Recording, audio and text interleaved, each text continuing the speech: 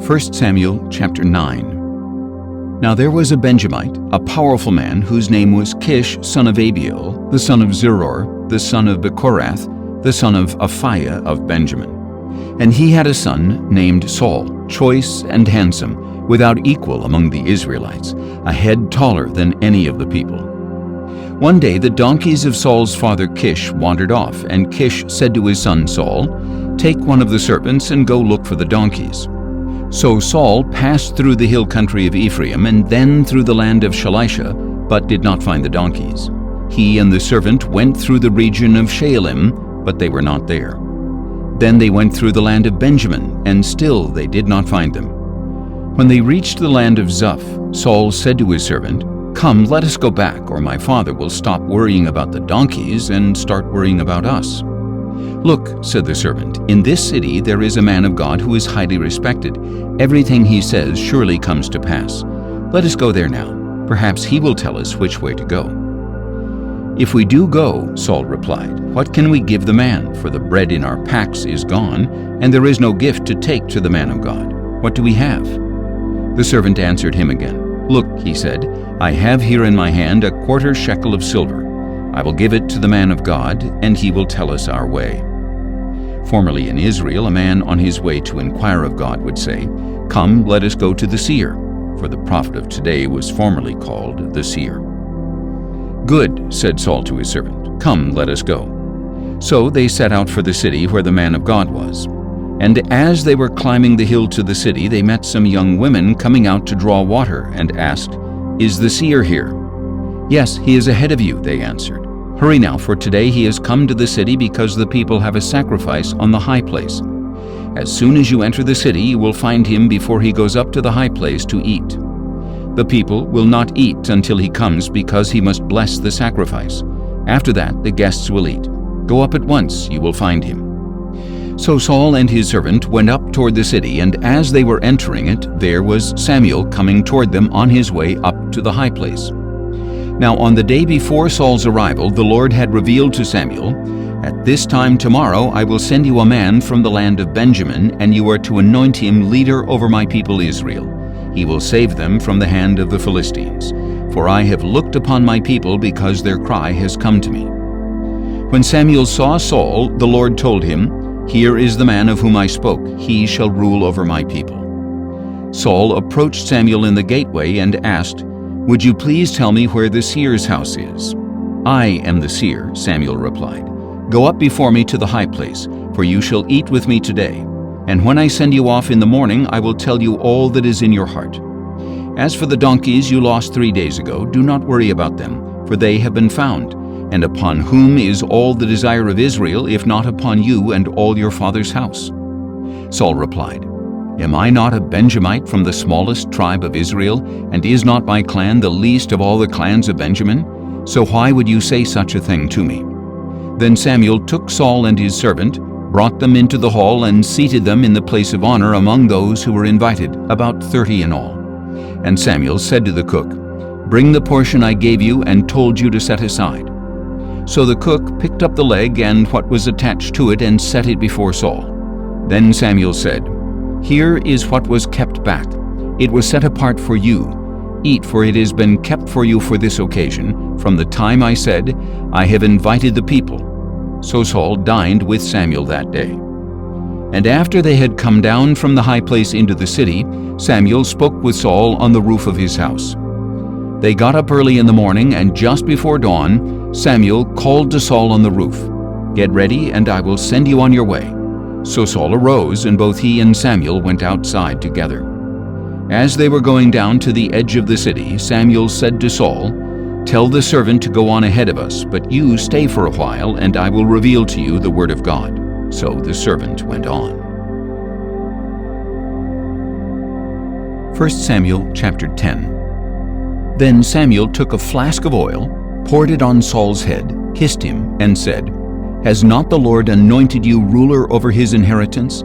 When you leave me today, you will find 2 men at Rachel's tomb in Zelzah on the border of Benjamin. They will say to you, 'The donkeys you seek have been found, and now your father has stopped worrying about the donkeys and started worrying about you, asking, "What should I do about my son?" Then you will go on from there until you come to the oak of Tabor. 3 men going up to God at Bethel will meet you there, one carrying 3 young goats, another carrying 3 loaves of bread, and another carrying a skin of wine. They will greet you and give you 2 loaves of bread, which you will accept from their hands. After that you will come to Gibeah of God, where the Philistines have an outpost. As you approach the city, you will meet a group of prophets coming down from the high place, preceded by harps, tambourines, flutes, and lyres, and they will be prophesying. Then the Spirit of the Lord will rush upon you, and you will prophesy with them, and you will be transformed into a different person. When these signs have come, do as the occasion demands, for God is with you. And you shall go before me to Gilgal, and surely I will come to you to offer burnt offerings and to sacrifice peace offerings. Wait 7 days until I come to you and show you what you are to do." As Saul turned to leave Samuel, God changed Saul's heart, and all the signs came to pass that day. When Saul and his servant arrived at Gibeah, a group of prophets met him. Then the Spirit of God rushed upon him, and he prophesied along with them. All those who had formerly known Saul and saw him prophesying with the prophets asked one another, "What has happened to the son of Kish? Is Saul also among the prophets?" Then a man who lived there replied, "And who is their father?" So the saying became a proverb, "Is Saul also among the prophets?" And when Saul had finished prophesying, he went up to the high place. Now Saul's uncle asked him and his servant, "Where did you go?" "To look for the donkeys," Saul replied. "When we saw they were not to be found, we went to Samuel." "Tell me," Saul's uncle asked, "what did Samuel say to you?" And Saul replied, "He assured us that the donkeys had been found." But Saul did not tell his uncle what Samuel had said about the kingship. After this, Samuel summoned the people to the Lord at Mizpah and said to the Israelites, "This is what the Lord, the God of Israel, says. I brought Israel up out of Egypt, and I rescued you from the hands of the Egyptians and of all the kingdoms that oppressed you. But today you have rejected your God, who saves you from all your troubles and afflictions, and you have said to him, 'No, set a king over us.' Now therefore present yourselves before the Lord by your tribes and clans." Thus Samuel had all the tribes of Israel come forward, and the tribe of Benjamin was selected. Then he had the tribe of Benjamin come forward by its clans, and the clan of Matri was selected. Finally Saul, son of Kish, was selected. But when they looked for him, they could not find him. So again they inquired of the Lord, "Has the man come here yet?" And the Lord replied, "Behold, he has hidden himself among the baggage." So they ran and brought Saul, and when he stood among the people, he was a head taller than any of the others. Samuel said to all the people, "Do you see the one the Lord has chosen? There is no one like him among all the people." And all the people shouted, "Long live the king!" Then Samuel explained to the people the rights of kingship. He wrote them on a scroll and laid it up before the Lord. And Samuel sent all the people away, each to his own home. Saul also went to his home in Gibeah, and the men of valor whose hearts God had touched went with him. But some worthless men said, "How can this man save us?" So they despised him and brought him no gifts. But Saul remained silent about it. 1 Samuel chapter 11. Soon Nahash the Ammonite came up and laid siege to Jabesh-Gilead. All the men of Jabesh said to him, "Make a treaty with us, and we will serve you." But Nahash the Ammonite replied, "I will make a treaty with you on one condition, that I may put out everyone's right eye and bring reproach upon all Israel." "Hold off for 7 days," replied the elders of Jabesh, "and let us send messengers throughout Israel. If there is no one to save us, we will surrender to you." When the messengers came to Gibeah of Saul and relayed these words in the hearing of the people, they all wept aloud. Just then Saul was returning from the field behind his oxen. "What troubles the people?" asked Saul. "Why are they weeping?" And they relayed to him the words of the men from Jabesh. When Saul heard their words, the Spirit of God rushed upon him, and he burned with great anger. He took a pair of oxen, cut them into pieces, and sent them by messengers throughout the land of Israel, proclaiming, "This is what will be done to the oxen of anyone who does not march behind Saul and Samuel." Then the terror of the Lord fell upon the people, and they turned out as one man. And when Saul numbered them at Bezek, there were 300,000 Israelites and 30,000 men of Judah. So they said to the messengers who had come, "Tell the men of Jabesh-Gilead, Deliverance will be yours tomorrow by the time the sun is hot." And when the messengers relayed this to the men of Jabesh, they rejoiced. Then the men of Jabesh said to Nahash, "Tomorrow we will come out, and you can do with us whatever seems good to you." The next day Saul organized the troops into 3 divisions, and during the morning watch they invaded the camp of the Ammonites and slaughtered them until the hottest part of the day. And the survivors were so scattered that no 2 of them were left together. Then the people said to Samuel, "Who said that Saul should not reign over us? Bring those men here so we can kill them." But Saul ordered, "No one shall be put to death this day, for today the Lord has worked salvation in Israel." Then Samuel said to the people, "Come, let us go to Gilgal and renew the kingship there." So all the people went to Gilgal and confirmed Saul as king in the presence of the Lord. There they sacrificed peace offerings before the Lord, and Saul and all the Israelites rejoiced greatly. 1 Samuel chapter 12. Then Samuel said to all Israel, "I have listened to your voice in all that you have said to me, and I have set over you a king. Now here is the king walking before you, and I am old and gray, and my sons are here with you. I have walked before you from my youth until this day. Here I am. Bear witness against me before the Lord and before his anointed. Whose ox or donkey have I taken? Whom have I cheated or oppressed? From whose hand have I accepted a bribe and closed my eyes? Tell me, and I will restore it to you." "You have not wronged us or oppressed us," they replied, "nor have you taken anything from the hand of man." Samuel said to them, "The Lord is a witness against you, and his anointed is a witness today that you have not found anything in my hand." "He is a witness," they replied. Then Samuel said to the people, "The Lord is the one who appointed Moses and Aaron and who brought your fathers up out of the land of Egypt. Now present yourselves so that I may confront you before the Lord with all the righteous acts he has done for you and your fathers.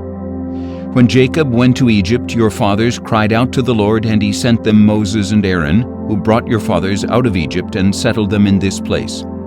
But they forgot the Lord their God, and he sold them into the hand of Sisera the commander of the army of Hazor, and into the hands of the Philistines and the king of Moab who fought against them.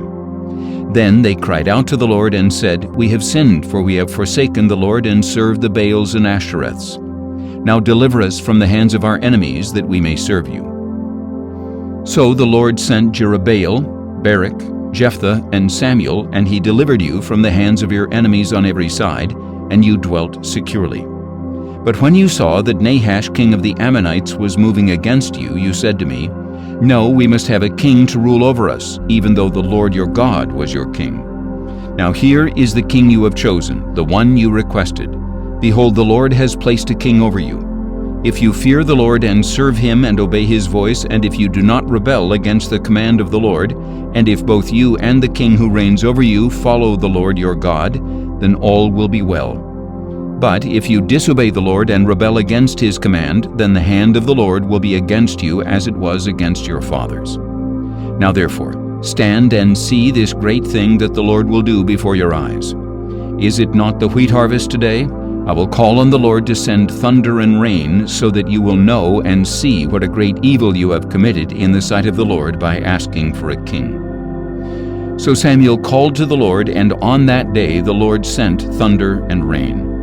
As a result, all the people greatly feared the Lord and Samuel.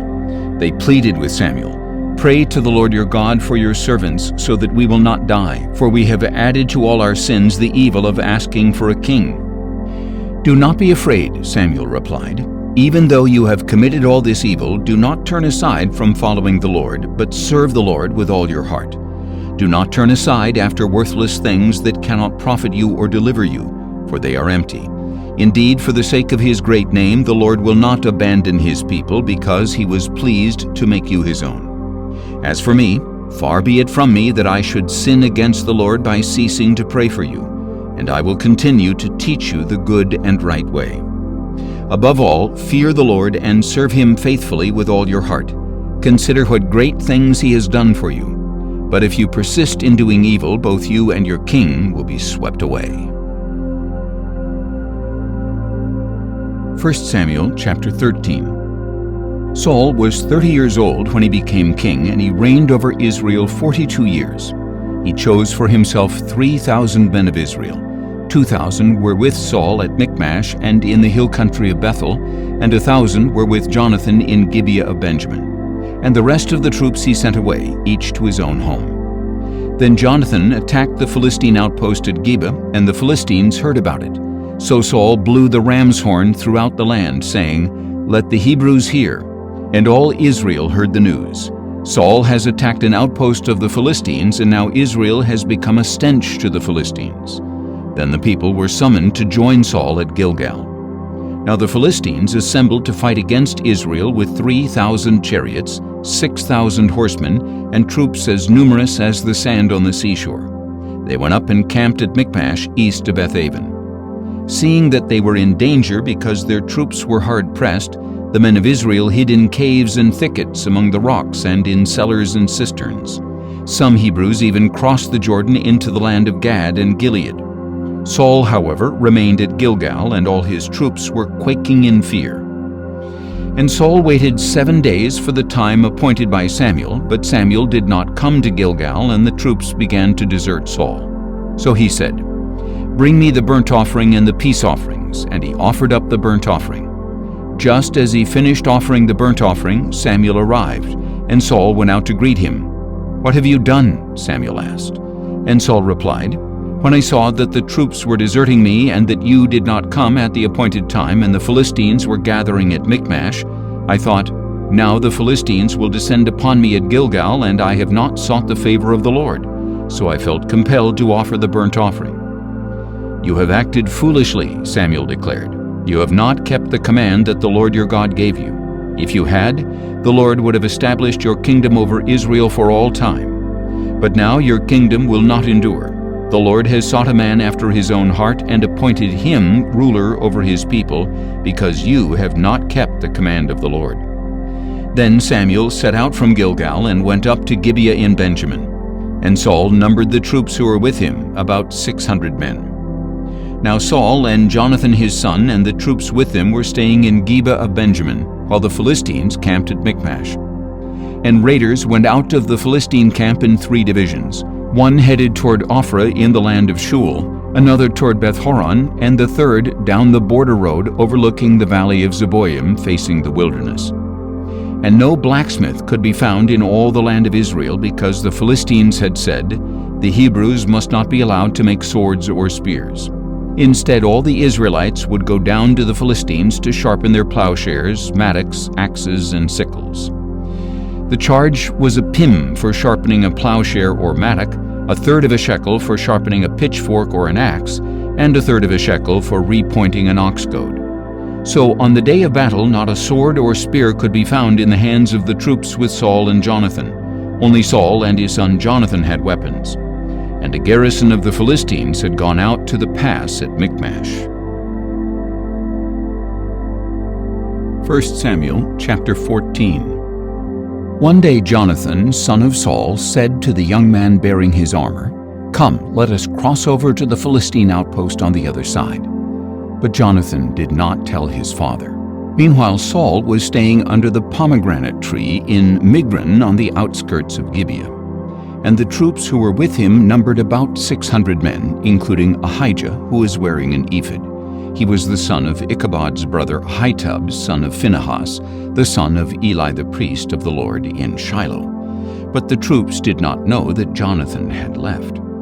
Now there were cliffs on both sides of the pass that Jonathan intended to cross to reach the Philistine outpost. One was named Bozez and the other Seneh. One cliff stood to the north toward Michmash, and the other to the south toward Geba. Jonathan said to the young man bearing his armor, "Come, let us cross over to the outpost of these uncircumcised men. Perhaps the Lord will work on our behalf. Nothing can hinder the Lord from saving, whether by many or by few." His armor-bearer replied, "Do all that is in your heart. Go ahead. I am with you, heart and soul."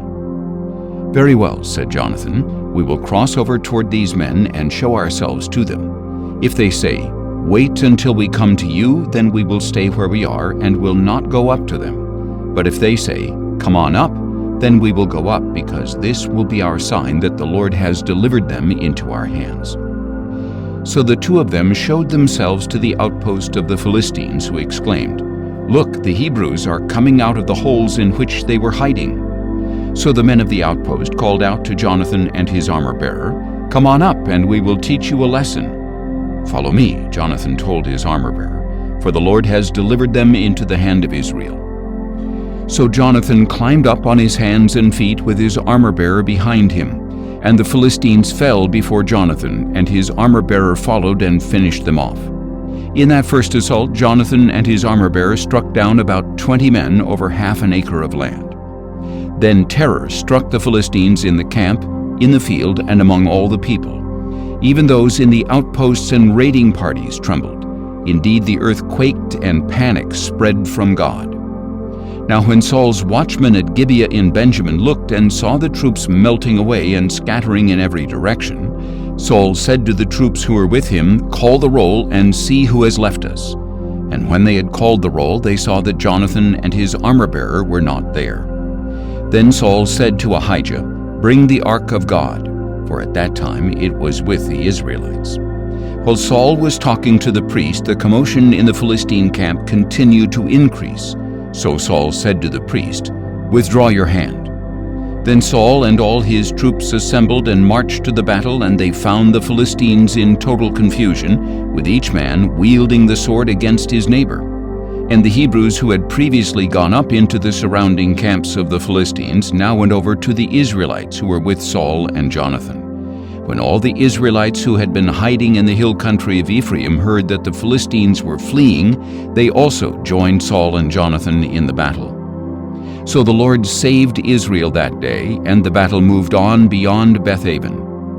Now the men of Israel were in distress that day, for Saul had placed the troops under an oath, saying, "Cursed is the man who eats any food before evening, before I have taken vengeance on my enemies." So none of the troops tasted any food. Then all the troops entered the forest, and there was honey on the ground.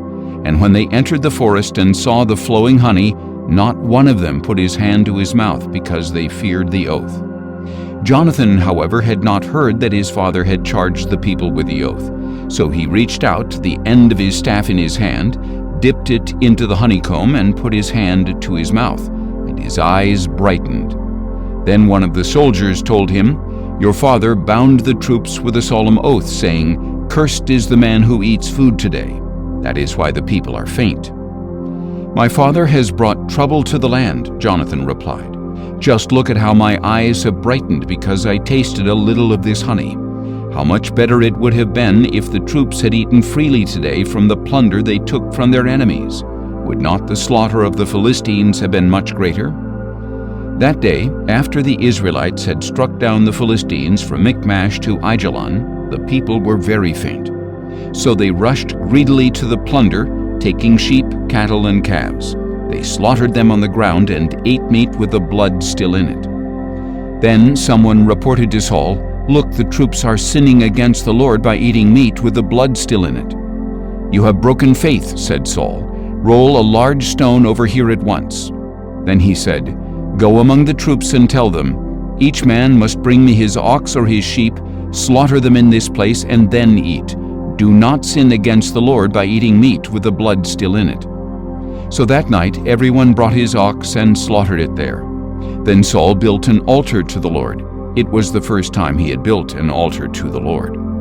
And Saul said, "Let us go down after the Philistines by night and plunder them until dawn, leaving no man alive." "Do what seems good to you," the troops replied. But the priest said, "We must consult God here." So Saul inquired of God, "Shall I go down after the Philistines? Will you give them into the hand of Israel?" But God did not answer him that day. Therefore Saul said, "Come here, all you leaders of the troops, and let us investigate how this sin has occurred today. As surely as the Lord who saves Israel lives, even if it is my son Jonathan, he must die." But not one of the troops said a word. Then Saul said to all Israel, "You stand on one side, and I and my son Jonathan will stand on the other side." "Do what seems good to you," the troops replied. So Saul said to the Lord, the God of Israel, Why have you not answered your servant this day? If the fault is with me or my son Jonathan, respond with Urim. But if the fault is with the men of Israel, respond with Thummim. And Jonathan and Saul were selected, but the people were cleared of the charge. Then Saul said, Cast the lot between me and my son Jonathan. And Jonathan was selected. Tell me what you have done, Saul commanded him. So Jonathan told him, I only tasted a little honey with the end of the staff that was in my hand, and now I must die? And Saul declared, May God punish me and ever so severely if you, Jonathan, do not surely die. But the people said to Saul, Must Jonathan die, he who accomplished such a great deliverance for Israel? Never! As surely as the Lord lives, not a hair of his head will fall to the ground, for with God's help he has accomplished this today. So the people rescued Jonathan, and he did not die. Then Saul gave up his pursuit of the Philistines, and the Philistines returned to their own land.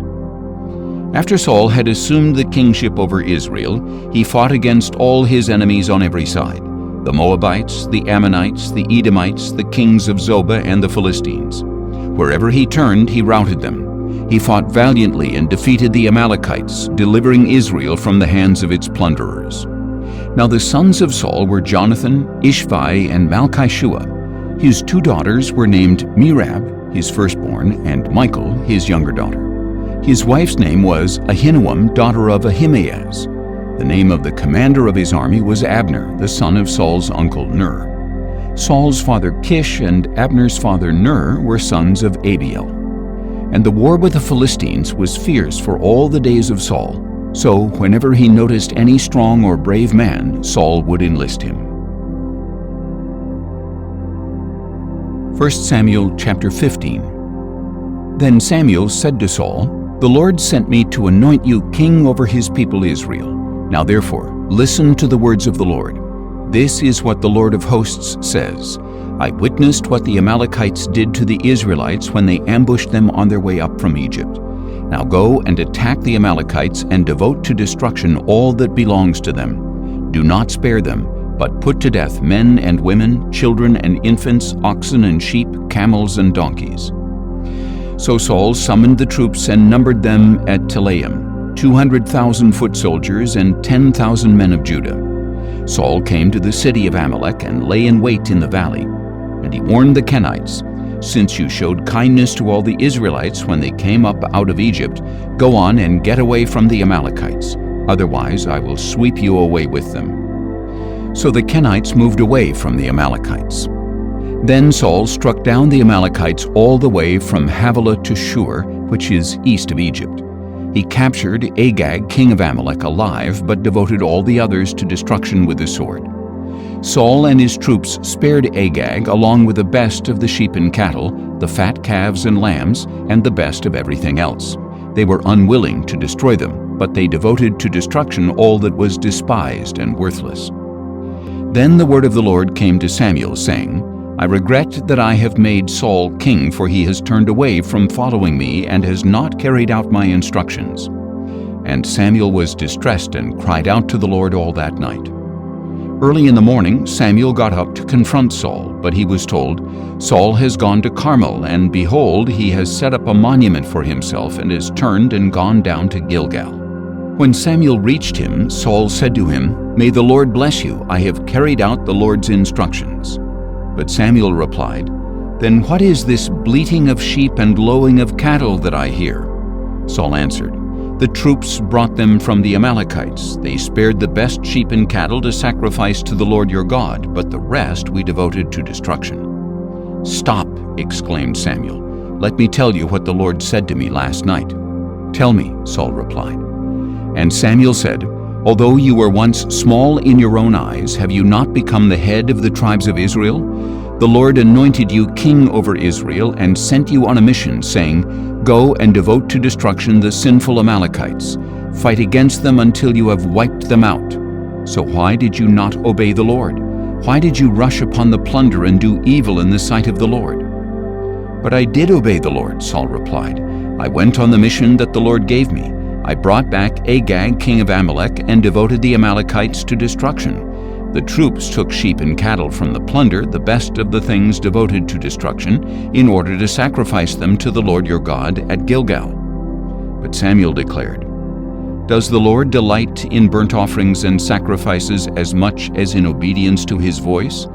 Behold, obedience is better than sacrifice, and attentiveness is better than the fat of rams. For rebellion is like the sin of divination, and arrogance is like the wickedness of idolatry. Because you have rejected the word of the Lord, he has rejected you as king." Then Saul said to Samuel, "I have sinned. I have transgressed the Lord's commandment and your instructions, because I feared the people and obeyed their voice. Now therefore, please forgive my sin and return with me so I can worship the Lord." "I will not return with you," Samuel replied, "for you have rejected the word of the Lord, and he has rejected you as king over Israel." As Samuel turned to go, Saul grabbed the hem of his robe, and it tore. So Samuel said to him, "The Lord has torn the kingdom of Israel from you today, and has given it to your neighbor who is better than you. Moreover, the glory of Israel does not lie or change his mind, for he is not a man that he should change his mind." "I have sinned," Saul replied. "Please honor me now before the elders of my people and before Israel. Come back with me so that I may worship the Lord your God." So Samuel went back with Saul, and Saul worshipped the Lord. Then Samuel said, "Bring me Agag, king of the Amalekites." Agag came to him cheerfully, for he thought, "Surely the bitterness of death is past." But Samuel declared, "As your sword has made women childless, so your mother will be childless among women." And Samuel hacked Agag to pieces before the Lord at Gilgal. Then Samuel went to Ramah, but Saul went up to his home in Gibeah of Saul. And to the day of his death, Samuel never again visited Saul. Samuel mourned for Saul, and the Lord regretted that he had made Saul king over Israel. 1 Samuel chapter 16. Now the Lord said to Samuel, "How long are you going to mourn for Saul, since I have rejected him as king over Israel? Fill your horn with oil and go. I am sending you to Jesse of Bethlehem, for I have selected from his sons a king for myself." "How can I go?" Samuel asked. "Saul will hear of it and kill me." The Lord answered, "Take a heifer with you and say, 'I have come to sacrifice to the Lord.' Then invite Jesse to the sacrifice, and I will show you what you are to do. You are to anoint for me the one I indicate." So Samuel did what the Lord had said and went to Bethlehem. When the elders of the town met him, they trembled and asked, "Do you come in peace?" "In peace," he replied. "I have come to sacrifice to the Lord. Consecrate yourselves and come with me to the sacrifice." Then he consecrated Jesse and his sons and invited them to the sacrifice. When they arrived, Samuel saw Eliab and said, "Surely here before the Lord is his anointed." But the Lord said to Samuel, "Do not consider his appearance or height, for I have rejected him. The Lord does not see as man does, for man sees the outward appearance, but the Lord sees the heart." Then Jesse called Abinadab and presented him to Samuel, who said, "The Lord has not chosen this one either." Next Jesse presented Shammah, but Samuel said, "The Lord has not chosen this one either." Thus Jesse made 7 of his sons pass before Samuel, but Samuel told him, "The Lord has not chosen any of these." And Samuel asked him, "Are these all the sons you have?" "There is still the youngest," Jesse replied, "but he is tending the sheep." "Send for him," Samuel replied, "for we will not sit down to eat until he arrives." So Jesse sent for his youngest son and brought him in. He was ruddy, with beautiful eyes and a handsome appearance. And the Lord said, "Rise and anoint him, for he is the one." So Samuel took the horn of oil and anointed him in the presence of his brothers, and the Spirit of the Lord rushed upon David from that day forward. Then Samuel set out and went to Ramah. After the Spirit of the Lord had departed from Saul, a spirit of distress from the Lord began to torment him. Saul's servants said to him, "Surely a spirit of distress from God is tormenting you. Let our Lord command your servants here to seek out someone who can skillfully play the harp. Whenever the spirit of distress from God is upon you, he is to play it, and you will be well." And Saul commanded his servants, "Find me someone who plays well and bring him to me." One of the servants answered, I have seen a son of Jesse of Bethlehem who knows how to play the harp. He is a mighty man of valor, a warrior, eloquent and handsome, and the Lord is with him." So Saul sent messengers to Jesse and said, "Send me your son David, who is with the sheep." And Jesse took a donkey loaded with bread, a skin of wine, and one young goat, and sent them to Saul with his son David. When David came to Saul and entered his service, Saul admired him greatly, and David became his armor-bearer. Then Saul sent word to Jesse, saying, "Let David remain in my service, for I am pleased with him." And whenever the Spirit from God came upon Saul, David would pick up his harp and play, and Saul would become well, and the spirit of distress would depart from him. 1 Samuel chapter 17. Now the Philistines gathered their forces for war at Socoh in Judah, and they camped between Socoh and Azekah in Ephes-dammim. Saul and the men of Israel assembled and camped in the valley of Elah, arraying themselves for battle against the Philistines. The Philistines stood on one hill, and the Israelites stood on another, with the valley between them. Then a champion named Goliath, who was from Gath, came out from the Philistine camp. He was 6 cubits and a span in height, and he had a bronze helmet on his head. He wore a bronze coat of mail weighing 5,000 shekels, and he had armor of bronze on his legs and a javelin of bronze slung between his shoulders. The shaft of his spear was like a weaver's beam, and its iron point weighed 600 shekels. In addition, his shield-bearer went before him. And Goliath stood and shouted to the ranks of Israel, "Why do you come out and array yourselves for battle? Am I not a Philistine, and are you not servants of Saul? Choose one of your men and have him come down against me. If he is able to fight me and kill me, then we will be your servants. But if I prevail against him and kill him, then you shall be our servants and labor for us." Then the Philistine said, "I defy the ranks of Israel this day. Give me a man to fight." On hearing the words of the Philistine, Saul and all the Israelites were dismayed and greatly afraid. Now David was the son of a man named Jesse, an Ephrathite from Bethlehem of Judah, who had 8 sons in the days of Saul. And Jesse was old and well along in years. The 3 older sons of Jesse had followed Saul into battle. The firstborn was Eliab, the second was Abinadab, and the third was Shammah. And David was the youngest. The 3 oldest had followed Saul, but David went back and forth from Saul to tend his father's sheep in Bethlehem.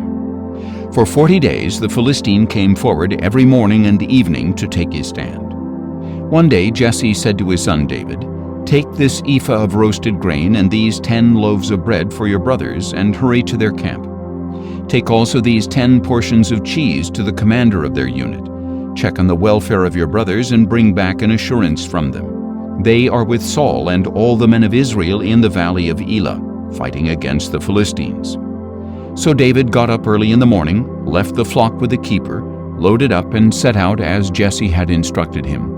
He reached the camp as the army was marching out to its position and shouting the battle cry, and Israel and the Philistines arrayed in formation against each other.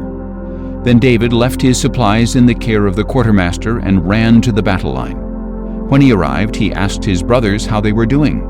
And as he was speaking with them, suddenly the champion named Goliath, the Philistine from Gath, came forward from the Philistines and shouted his usual words, which David also heard. When all the men of Israel saw Goliath, they fled from him in great fear. Now the men of Israel had been saying, "Do you see this man who keeps coming out to defy Israel?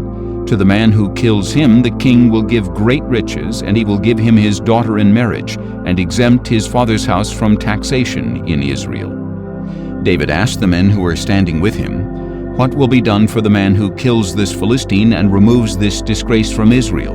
Just who is this uncircumcised Philistine that he should defy the armies of the living God?"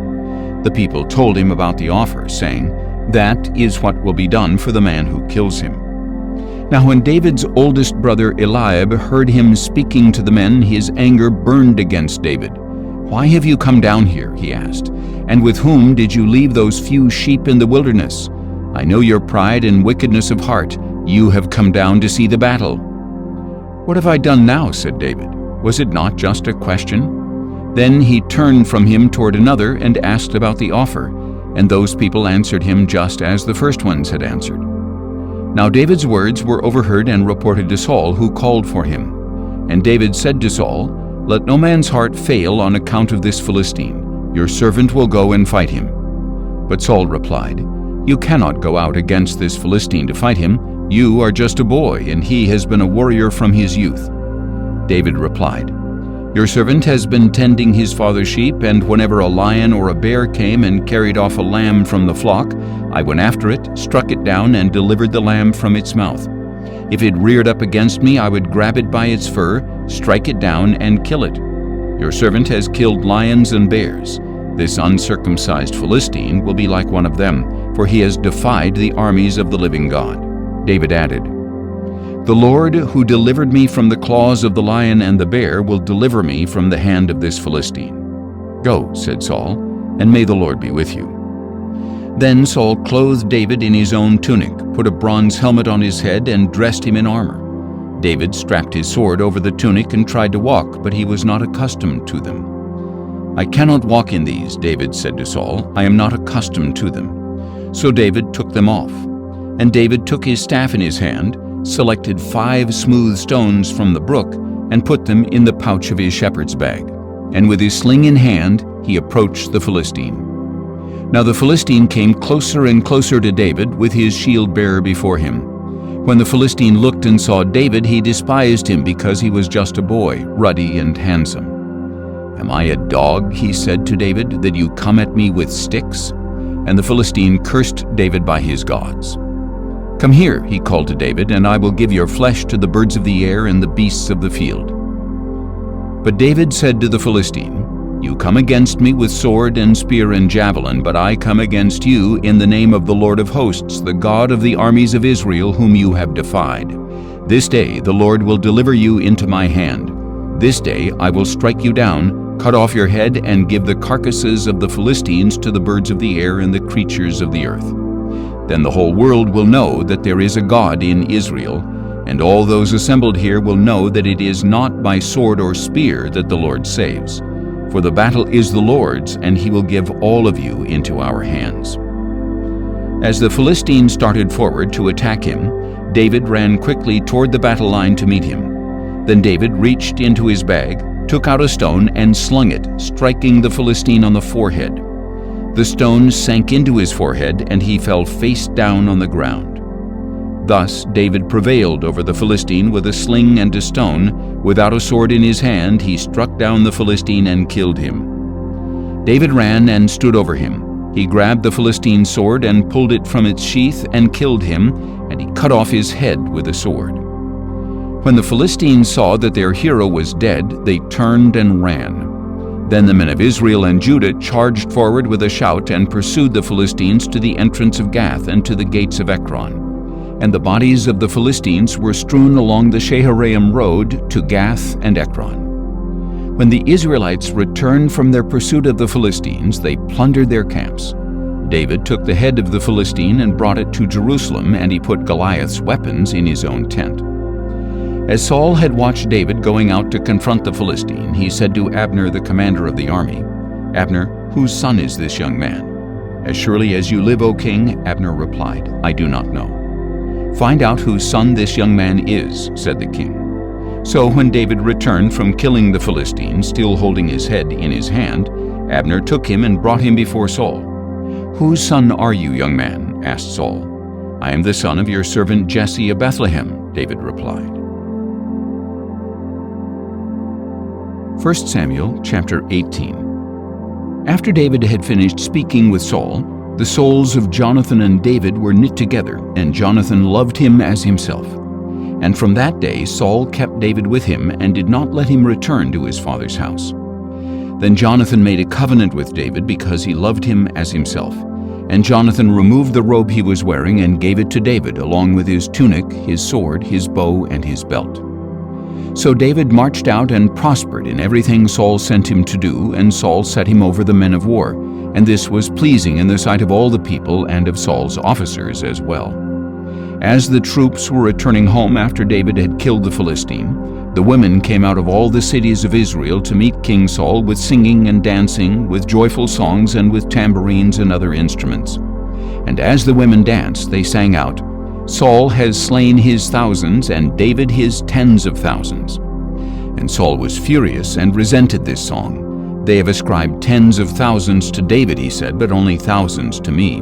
What more can he have but the kingdom?" And from that day forward, Saul kept a jealous eye on David. The next day, a spirit of distress sent from God came upon Saul, and he prophesied inside the house while David played the harp as usual. Now Saul was holding a spear, and he hurled it, thinking, "I will pin David to the wall." But David eluded him twice. So Saul was afraid of David, because the Lord was with David, but had departed from Saul. Therefore Saul sent David away and gave him command of 1,000 men. David led the troops out to battle and back, and he continued to prosper in all his ways, because the Lord was with him. When Saul saw that David was very successful, he was afraid of him. But all Israel and Judah loved David, because he was leading them out to battle and back. Then Saul said to David, "Here is my older daughter Merab. I will give her to you in marriage. Only be valiant for me and fight the Lord's battles." But Saul was thinking, "I need not raise my hand against him. Let the hand of the Philistines be against him." And David said to Saul, "Who am I, and what is my family or my father's clan in Israel, that I should become the son-in-law of the king?" So when it was time to give Saul's daughter Merab to David, she was given in marriage to Adriel of Meholah. Now Saul's daughter Michal loved David, and when this was reported to Saul, it pleased him. "I will give her to David," Saul thought, "so that she may be a snare to him, and the hand of the Philistines may be against him." So Saul said to David, "For a second time now you can be my son-in-law." Then Saul ordered his servants, "Speak to David privately and tell him, 'Behold, the king is pleased with you, and all his servants love you. Now therefore become his son-in-law.'" But when Saul's servants relayed these words to David, he replied, "Does it seem trivial in your sight to be the son-in-law of the king? I am a poor man and lightly esteemed." And the servants told Saul what David had said. Saul replied, "Say to David, 'The king desires no other dowry but 100 Philistine foreskins as revenge on his enemies.'" But Saul intended to cause David's death at the hands of the Philistines. When the servants reported these terms to David, he was pleased to become the king's son-in-law. Before the wedding day arrived, David and his men went out and killed 200 Philistines. He brought their foreskins and presented them as payment in full to become the king's son-in-law. Then Saul gave his daughter Michal to David in marriage. When Saul realized that the Lord was with David and that his daughter Michal loved David, he grew even more afraid of David. So from then on, Saul was David's enemy. Every time the Philistine commanders came out for battle, David was more successful than all of Saul's officers, so that his name was highly esteemed. 1 Samuel chapter 19. Then Saul ordered his son Jonathan and all his servants to kill David. But Jonathan delighted greatly in David, so he warned David, saying, "My father Saul intends to kill you. Be on your guard in the morning. Find a secret place and hide there. I will go out and stand beside my father in the field where you are, so I can ask about you. And if I find out anything, I will tell you." Then Jonathan spoke well of David to his father Saul, and said to him, "The king should not sin against his servant David. He has not sinned against you. In fact, his actions have been highly beneficial to you. He took his life in his hands when he struck down the Philistine, and the Lord worked a great salvation for all Israel. You saw it and rejoiced. So why would you sin against innocent blood by killing David for no reason?" Saul listened to the voice of Jonathan and swore an oath, "As surely as the Lord lives, David will not be put to death." So Jonathan summoned David and told him all these things. Then Jonathan brought David to Saul to serve him as he had before. When war broke out again, David went out and fought the Philistines and struck them with such a mighty blow that they fled before him. But as Saul was sitting in his house with his spear in his hand, a spirit of distress from the Lord came upon him. While David was playing the harp, Saul tried to pin him to the wall with his spear. But the spear struck the wall, and David eluded him, ran away, and escaped that night. Then Saul sent messengers to David's house to watch him and kill him in the morning.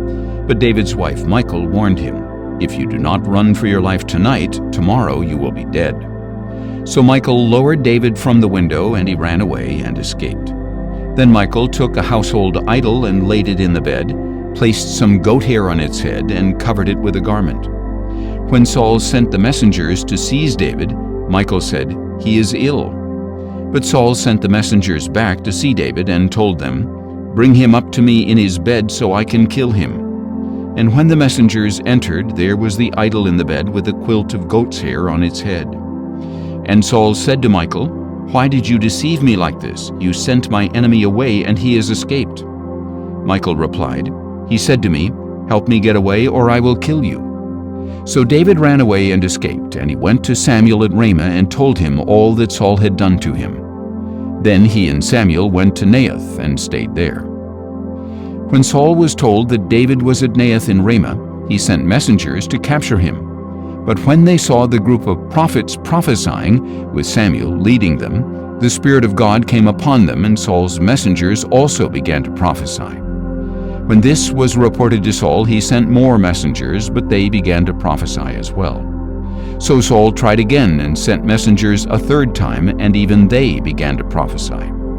Finally, Saul himself left for Ramah and came to the large cistern at Sikhu, where he asked, "Where are Samuel and David?" "At Naioth in Ramah," he was told. So Saul went to Naioth in Ramah.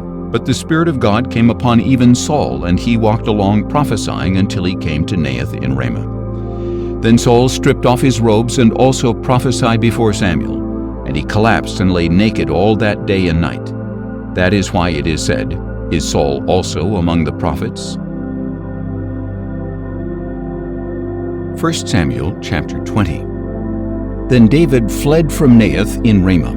He came to Jonathan and asked, "What have I done? What is my iniquity? How have I sinned against your father that he wants to take my life?"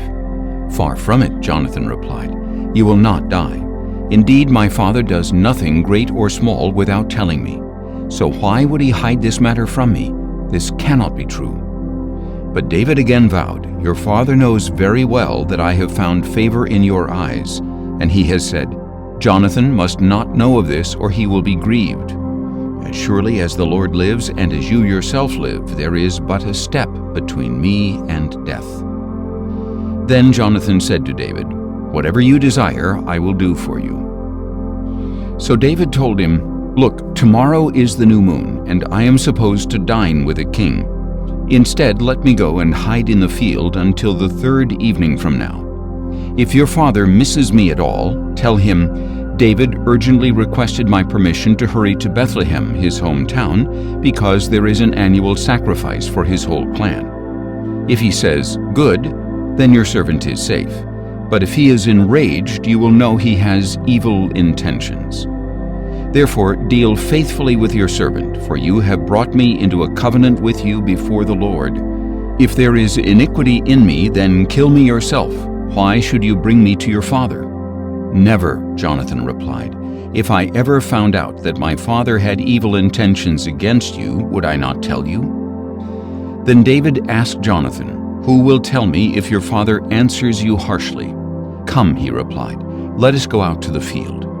So the two of them went out into the field, and Jonathan said, "By the Lord, the God of Israel, I will sound out my father by this time tomorrow or the next day. If he is favorable toward you, will I not send for you and tell you? But if my father intends to bring evil on you, then may the Lord punish me, and ever so severely, if I do not tell you and send you on your way in safety. May the Lord be with you, just as he has been with my father. And as long as I live, treat me with the Lord's loving devotion, that I may not die, and do not ever cut off your loving devotion from my household, not even when the Lord cuts off every one of David's enemies from the face of the earth." So Jonathan made a covenant with the house of David, saying, "May the Lord hold David's enemies accountable." And Jonathan had David reaffirm his vow out of love for him, for Jonathan loved David as he loved himself. Then Jonathan said to David, "Tomorrow is the new moon, and you will be missed if your seat is empty. When you have stayed 3 days, hurry down to the place you hid on the day this trouble began, and remain beside the stone easel. I will shoot 3 arrows to the side of it, as if I were aiming at a target. Then I will send a boy and say, Go find the arrows. Now, if I expressly say to him, Look, the arrows are on this side of you, bring them, then come, because as surely as the Lord lives, it is safe for you, and there is no danger. But if I say to the young man, Look, the arrows are beyond you, then you must go, for the Lord has sent you away. And as for the matter you and I have discussed, the Lord is a witness between you and me forever." So David hid in the field, and when the new moon had come, the king sat down to eat. He sat in his usual place by the wall, opposite Jonathan and beside Abner. But David's place was empty. Saul said nothing that day because he thought, "Something has happened to David to make him ceremonially unclean. Surely he is unclean." But on the day after the new moon, the second day, David's place was still empty, and Saul asked his son Jonathan, "Why hasn't the son of Jesse come to the meal either yesterday or today?" Jonathan answered, "David urgently requested my permission to go to Bethlehem, saying, 'Please let me go because our clan is holding a sacrifice in the city, and my brother has told me to be there. So now, if I have found favor in your eyes, please let me go and see my brothers.' That is why he did not come to the king's table." Then Saul's anger burned against Jonathan, and he said to him, "You son of a perverse and rebellious woman, do I not know that you have chosen the son of Jesse to your own shame and to the disgrace of the mother who bore you? For as long as the son of Jesse lives on this earth, neither you nor your kingship shall be established. Now send for him and bring him to me, for he must surely die." "Why must he be put to death?" Jonathan replied. "What has he done?" Then Saul hurled his spear at Jonathan to kill him. So Jonathan knew that his father was determined to kill David. Jonathan got up from the table in fierce anger and did not eat any food that second day of the month, for he was grieved by his father's shameful treatment of David. In the morning Jonathan went out to the field for the appointment with David, and a small boy was with him. He said to the boy, "Run and find the arrows I shoot." And as the boy ran, Jonathan shot an arrow beyond him. When the boy reached the place where Jonathan's arrow had fallen, Jonathan called to him, "Isn't the arrow beyond you?" Then Jonathan cried out, "Hurry, make haste, do not delay." So the boy picked up the arrow and returned to his master. But the boy did not know anything. Only Jonathan and David knew the arrangement. Then Jonathan gave his equipment to the boy and said, "Go, take it back to the city." When the young man had gone, David got up from the south side of the stone, fell face down, and bowed 3 times. Then he and Jonathan kissed each other and wept together, though David wept more. And Jonathan said to David, "Go in peace, for the 2 of us have sworn in the name of the Lord, saying, 'May the Lord be a witness between you and me, and between your descendants and mine forever.'" Then David got up and departed, and Jonathan went back into the city. 1 Samuel chapter 21. Then David came to Nob, to Ahimelech the priest. And when Ahimelech met David, he trembled and asked him, "Why are you alone? Why is no one with you?" "The king has given me a mission," David replied. "He told me no one is to know about the mission or charge, and I have directed my young men to meet me at a certain place. Now then, what do you have on hand? Give me 5 loaves of bread, or whatever can be found." "There is no common bread on hand," the priest replied, "but there is some consecrated bread, provided that the young men have kept themselves from women." David answered, "Women have indeed been kept from us, as is usual when I set out, and the equipment of the young men is holy, as it is even on common missions, and all the more at this time." So the priest gave him the consecrated bread, since there was no bread there but the bread of the presence, which had been removed from before the Lord and replaced with hot bread on the day it was taken away. Now one of Saul's servants was there that day, detained before the Lord, and his name was Doeg the Edomite, the chief shepherd for Saul. Then David asked Ahimelech, "Is there not a spear or sword on hand here? For I have brought neither my sword nor my weapons with me, because the king's business was urgent." The priest replied, "The sword of Goliath the Philistine, whom you killed in the valley of Elah, is here. It is wrapped in a cloth behind the ephod. If you want, you may take it, for there is no other but this one." And David said, "There is none like it. Give it to me." That day David fled from Saul and went to Achish king of Gath. But the servants of Achish said to him, "Is this not David, the king of the land? Did they not sing about him in their dances, saying, 'Saul has slain his thousands, and David his tens of thousands'?" Now David took these words to heart and was very much afraid of Achish, the king of Gath. So he changed his behavior before them and feigned madness in their hands. He scratched on the doors of the gate and let his saliva run down his beard. Then Achish said to his servants, "Look, you can see that the man is insane. Why have you brought him to me? Am I in need of madmen that you have brought this man to rave in my presence? Must this man come into my house?" 1 Samuel chapter 22. So David left Gath and took refuge in the cave of Adullam. When his brothers and the rest of his father's household heard about it, they went down to him there. And all who were distressed or indebted or discontented rallied around him, and he became their leader. About 400 men were with him. From there David went to Mizpah of Moab, where he said to the king of Moab, "Please let my father and mother stay with you until I learn what God will do for me." So he left them in the care of the king of Moab, and they stayed with him the whole time David was in the stronghold. Then the prophet Gad said to David, "Do not stay in the stronghold. Depart and go into the land of Judah." So David left and went to the forest of Hereth. Soon Saul learned that David and his men had been discovered. At that time Saul was in Gibeah, sitting under the tamarisk tree on the hill at Gibeah, with his spear in hand, and all his servants standing around him. Then Saul said to his servants, "Listen, men of Benjamin, is the son of Jesse giving all of you fields and vineyards and making you commanders of thousands or hundreds? Is that why all of you have conspired against me? Not one of you told me that my own son had made a covenant with the son of Jesse. Not one of you has shown concern for me or revealed to me that my son has stirred up my own servant to lie in wait against me, as is the case today." But Doeg the Edomite, who had stationed himself with Saul's servants, answered, "I saw the son of Jesse come to Ahimelech, son of Ahitub, at Nob. Ahimelech inquired of the Lord for him and gave him provisions. He also gave him the sword of Goliath the Philistine." Then the king sent messengers to summon Ahimelech the priest, the son of Ahitub, and his father's whole family, who were priests at Nob. And all of them came to the king. "Listen now, son of Ahitub," said Saul.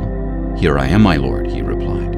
And Saul asked him, "Why have you and the son of Jesse conspired against me? You gave him bread and a sword and inquired of God for him so that he could rise up against me to lie in wait, as he is doing today." Ahimelech answered the king, "Who among all your servants is as faithful as David, the king's son-in-law, the captain of your bodyguard, who is honored in your house? Was that day the first time I inquired of God for him? Far be it from me. Let not the king accuse your servant or any of my father's household, for your servant knew nothing of this whole affair, not in part or in whole." But the king replied, "You will surely die, Ahimelech, you and all your father's house." Then the king ordered the guards at his side, "Turn and kill the priests of the Lord, because they too sided with David, for they knew he was fleeing, but they did not tell me."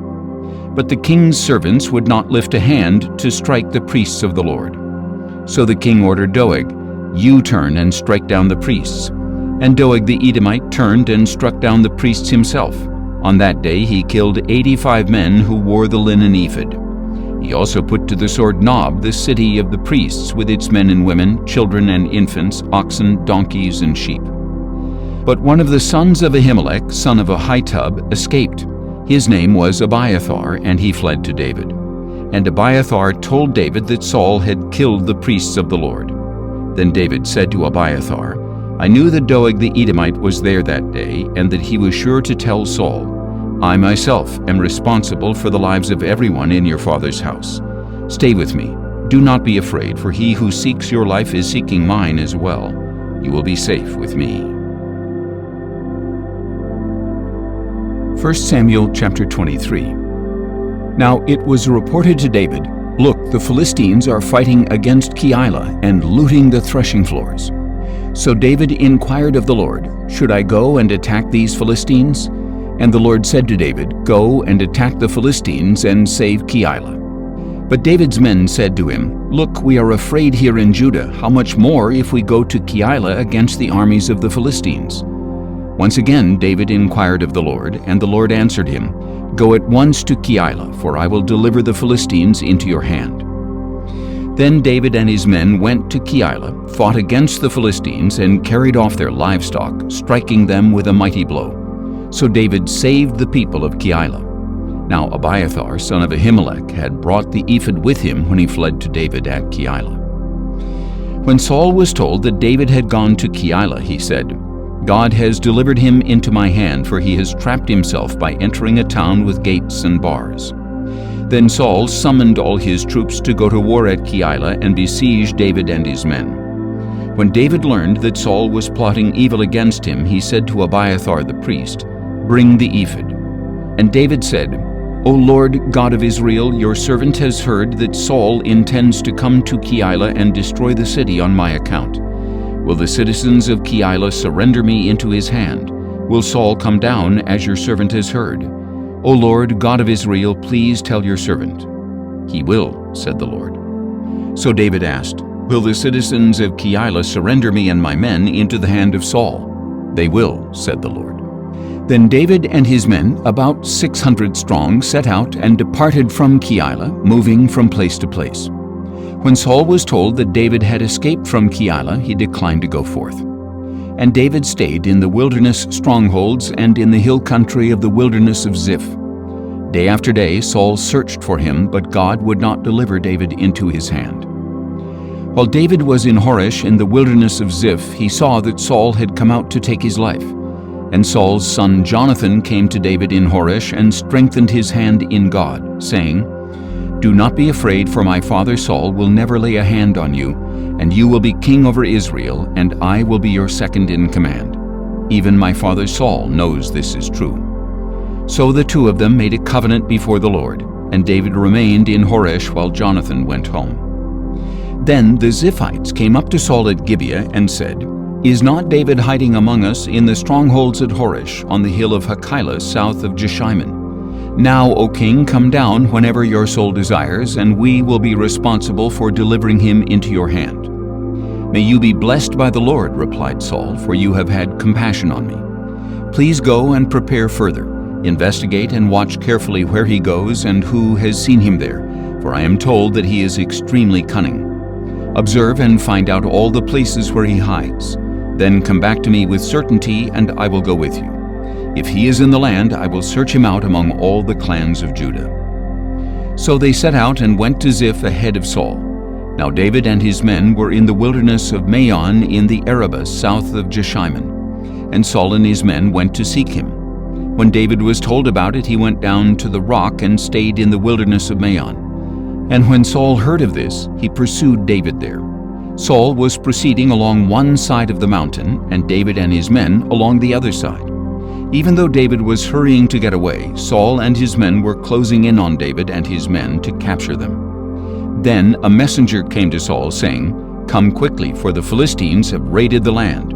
So Saul broke off his pursuit of David and went to meet the Philistines. That is why that place is called Selah Hamalekath. And David went up from there and lived in the strongholds of En-gedi. 1 Samuel chapter 24. After Saul had returned from pursuing the Philistines, he was told, "David is in the wilderness of En-gedi." So Saul took 3,000 chosen men from all Israel and went to look for David and his men in the region of the rocks of the wild goats. Soon Saul came to the sheepfolds along the road where there was a cave, and he went in to relieve himself. And David and his men were hiding in the recesses of the cave. So David's men said to him, "This is the day about which the Lord said to you, 'Behold, I will deliver your enemy into your hand, that you may do with him as you wish.'" Then David crept up secretly and cut off a corner of Saul's robe. Afterward, David's conscience was stricken because he had cut off the corner of Saul's robe. So he said to his men, "The Lord forbid that I should do such a thing to my master, the Lord's anointed.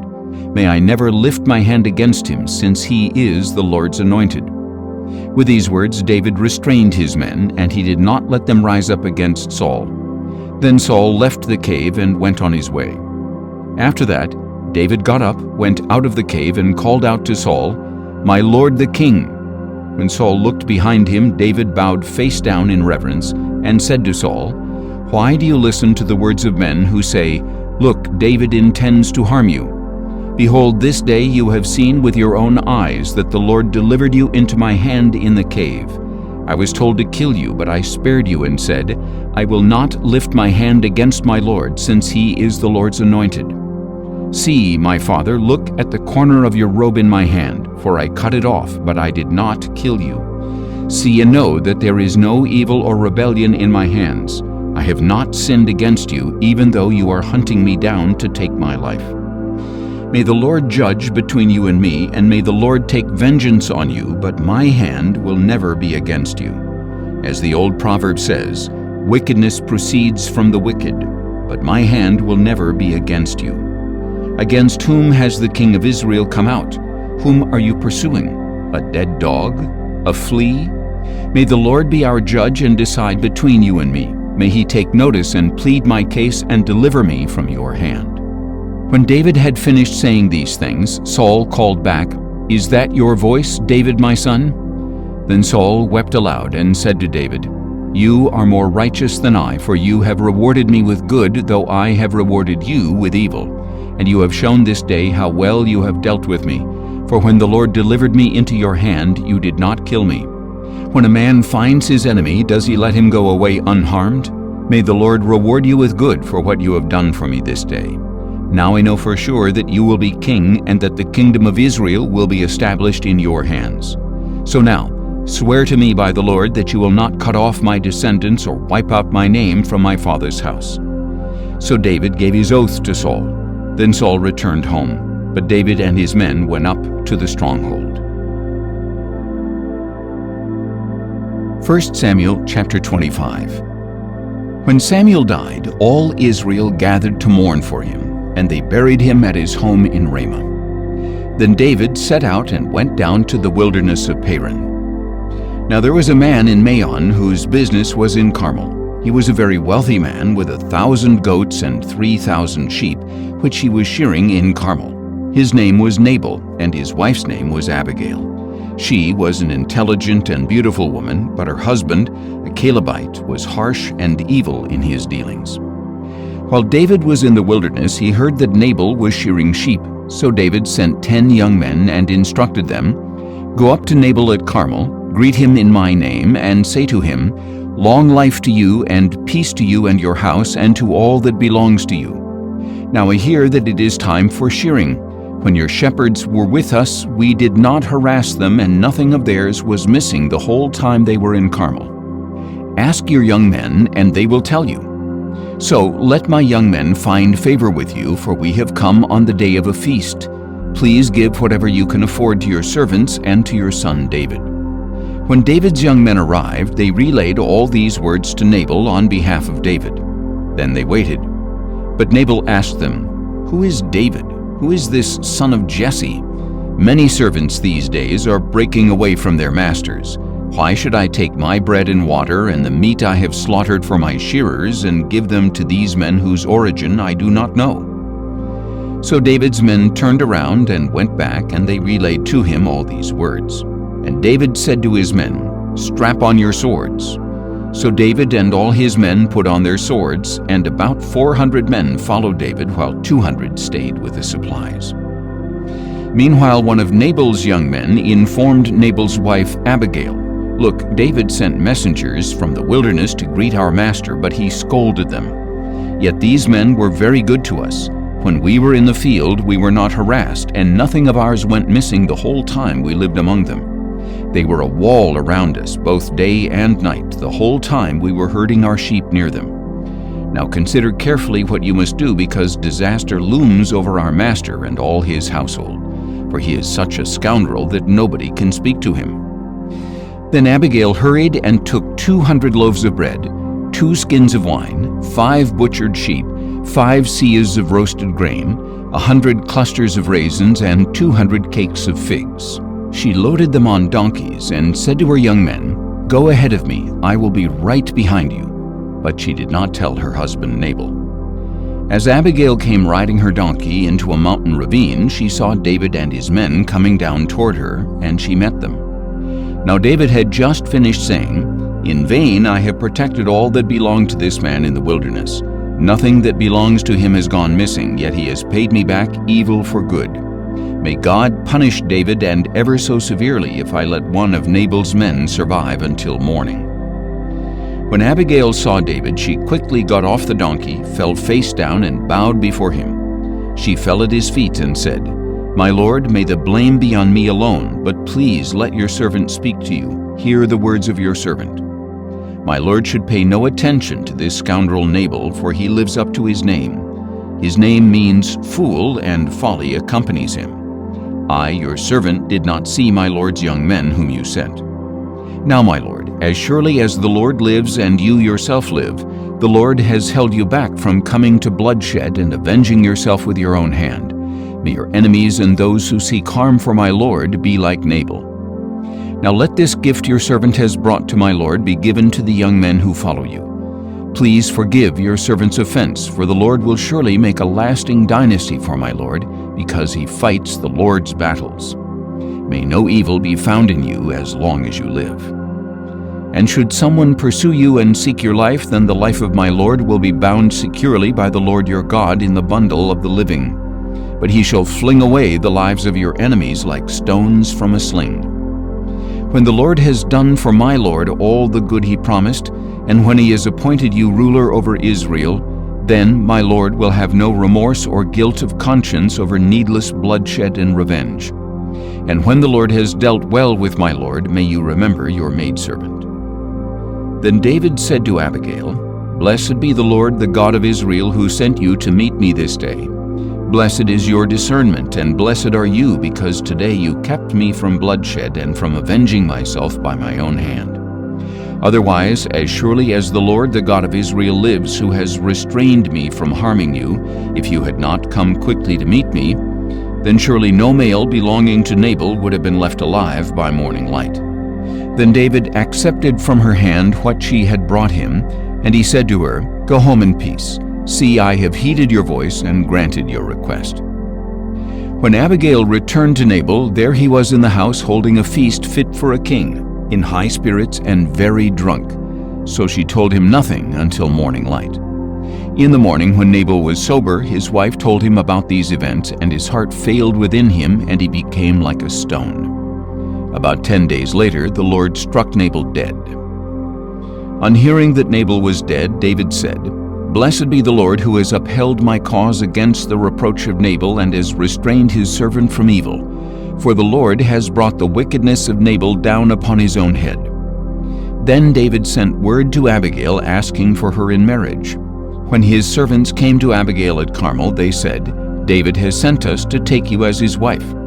She arose, then bowed face down and said, "Here is your maidservant, ready to serve and to wash the feet of my lord's servants."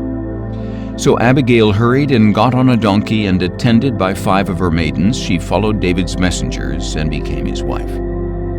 David had also married Ahinoam of Jezreel, so she and Abigail were both his wives. But Saul had given his daughter Michal, David's wife, to Paltai, son of Laish, who was from Galim. 1 Samuel chapter 26. Then the Ziphites came to Saul at Gibeah and said, "Is not David hiding on the hill of Hachilah opposite Jeshimon?" So Saul, accompanied by 3,000 chosen men of Israel, went down to the wilderness of Ziph to search for David there. Saul camped beside the road at the hill of Hachilah opposite Jeshimon, but David was living in the wilderness. When he realized that Saul had followed him there, David sent out spies to verify that Saul had arrived. Then David set out and went to the place where Saul had camped. He saw the place where Saul and Abner son of Ner, the general of his army, had lain down. Saul was lying inside the inner circle of the camp, with the troops camped around him. And David asked Ahimelech the Hittite and Abishai, son of Zeruiah, Joab's brother, "Who will go down with me to Saul in the camp?" "I will go with you," answered Abishai. That night David and Abishai came to the troops, and Saul was lying there asleep in the inner circle of the camp, with his spear stuck in the ground by his head, and Abner and the troops were lying around him. Abishai said to David, "Today God has delivered your enemy into your hand. Now therefore, please let me thrust the spear through him into the ground with one stroke. I will not need to strike him twice." But David said to Abishai, "Do not destroy him, for who can lift a hand against the Lord's anointed and be guiltless?" David added, "As surely as the Lord lives, the Lord himself will strike him down. Either his day will come and he will die, or he will go into battle and perish. But the Lord forbid that I should stretch out my hand against the Lord's anointed. Instead, take the spear and water jug by his head, and let us go." So David took the spear and water jug by Saul's head, and they departed. No one saw them or knew about it, nor did anyone wake up. They all remained asleep because a deep sleep from the Lord had fallen on them. Then David crossed to the other side and stood atop the mountain at a distance. There was a wide gulf between them. And David shouted to the troops and to Abner son of Ner, "Will you not answer me, Abner?" "Who calls to the king?" Abner replied. So David said to Abner, "You are a man, aren't you? And who in Israel is your equal? Why then did you not protect your lord the king when one of the people came to destroy him? This thing you have done is not good. As surely as the Lord lives, all of you deserve to die, since you did not protect your lord, the Lord's anointed. Now look around. Where are the king's spear and water jug that were by his head?" Then Saul recognized David's voice and asked, "Is that your voice, David my son?" "It is my voice, my lord and king," David said. And he continued, "Why is my lord pursuing his servant? What have I done? What evil is in my hand? Now please, may my lord the king hear the words of his servant. If the Lord has stirred you up against me, then may he accept an offering. But if men have done it, may they be cursed in the presence of the Lord. For today they have driven me away from sharing in the inheritance of the Lord, saying, 'Go serve other gods.' So do not let my blood fall to the ground far from the presence of the Lord. For the king of Israel has come out to look for a flea, like one who hunts a partridge in the mountains." Then Saul replied, "I have sinned. Come back, David my son. I will never harm you again, because today you considered my life precious. I have played the fool and have committed a grave error." "Here is the king's spear," David answered. "Let one of the young men come over and get it. May the Lord repay every man for his righteousness and faithfulness. For the Lord delivered you into my hand today, but I would not stretch out my hand against the Lord's anointed. As surely as I valued your life today, so may the Lord value my life and rescue me from all trouble." Saul said to him, "May you be blessed, David my son. You will accomplish great things and will surely prevail." So David went on his way, and Saul returned home. 1 Samuel chapter 27. David, however, said to himself, "One of these days now I will be swept away by the hand of Saul. There is nothing better for me than to escape to the land of the Philistines. Then Saul will stop searching for me all over Israel, and I will slip out of his hand." So David set out with his 600 men and went to Achish son of Maoch, the king of Gath. David and his men settled in Gath with Achish. Each man had his family with him, and David had his 2 wives, Ahinoam of Jezreel and Abigail of Carmel, the widow of Nabal. And when Saul learned that David had fled to Gath, he no longer searched for him. Then David said to Achish, "If I have found favor in your eyes, let me be assigned a place in one of the outlying towns, so I can live there. For why should your servant live in the royal city with you?" That day Achish gave him Ziklag, and to this day it still belongs to the kings of Judah. And the time that David lived in Philistine territory amounted to 1 year and 4 months. Now David and his men went up and raided the Geshurites, the Girzites, and the Amalekites. From ancient times these people had inhabited the land extending to Shur and Egypt. Whenever David attacked a territory, he did not leave a man or woman alive, but he took the flocks and herds, the donkeys, camels, and clothing. Then he would return to Achish, who would ask him, "What have you raided today?" And David would reply, "The Negev of Judah, or the Negev of Jerahmeel, or the Negev of the Kenites." David did not leave a man or woman alive to be brought to Gath, for he said, "Otherwise they will report us, saying, 'This is what David did.'" And this was David's custom the whole time he lived in Philistine territory. So Achish trusted David, thinking, "Since he has made himself an utter stench to his people Israel, he will be my servant forever." 1 Samuel chapter 28. Now in those days the Philistines gathered their forces for warfare against Israel. So Achish said to David, "You must understand that you and your men are to go out to battle with me." David replied, "Then you will come to know what your servant can do." "Very well," said Achish, "I will make you my bodyguard for life."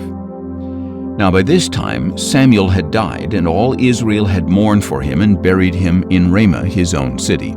And Saul had removed the mediums and spiritists from the land. The Philistines came together and camped at Shunem, while Saul gathered all Israel and camped at Gilboa. When Saul saw the Philistine army, he was afraid and trembled violently. He inquired of the Lord, but the Lord did not answer him by dreams or Urim or prophets. Then Saul said to his servants, "Find me a woman who is a medium, so I can go and consult her." "There is a medium at Endor," his servants replied. So Saul disguised himself by putting on different clothes, and he set out with 2 of his men.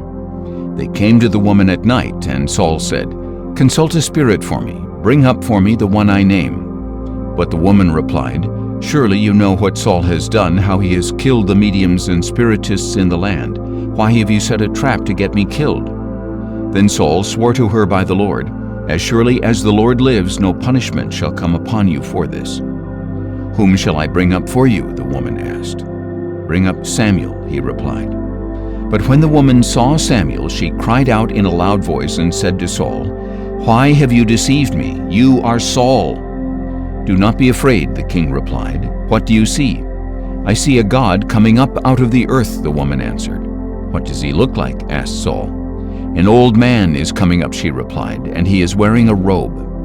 So Saul knew that it was Samuel, and he bowed face down in reverence. Then Samuel said to Saul, "Why have you disturbed me by bringing me up?"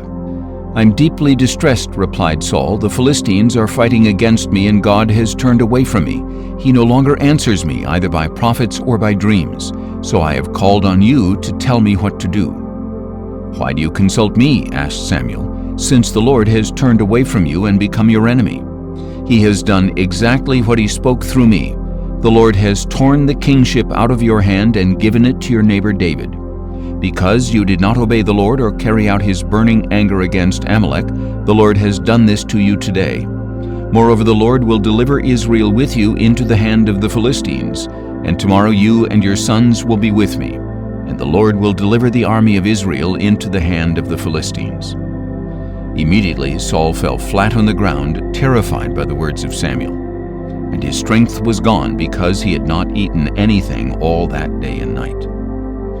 When the woman came to Saul and saw how distraught he was, she said to him, "Look, your maidservant has obeyed your voice. I took my life in my hands and did as you told me. Now please listen to your servant and let me set a morsel of bread before you so you may eat and have the strength to go on your way." Saul refused, saying, "I will not eat." But his servants joined the woman in urging him, and he heeded their voice. He got up from the ground and sat on the bed. The woman had a fattened calf at her house, and she quickly slaughtered it. She also took flour, kneaded it, and baked unleavened bread. She served it to Saul and his servants, and they ate. And that night they got up and left. 1 Samuel chapter 29.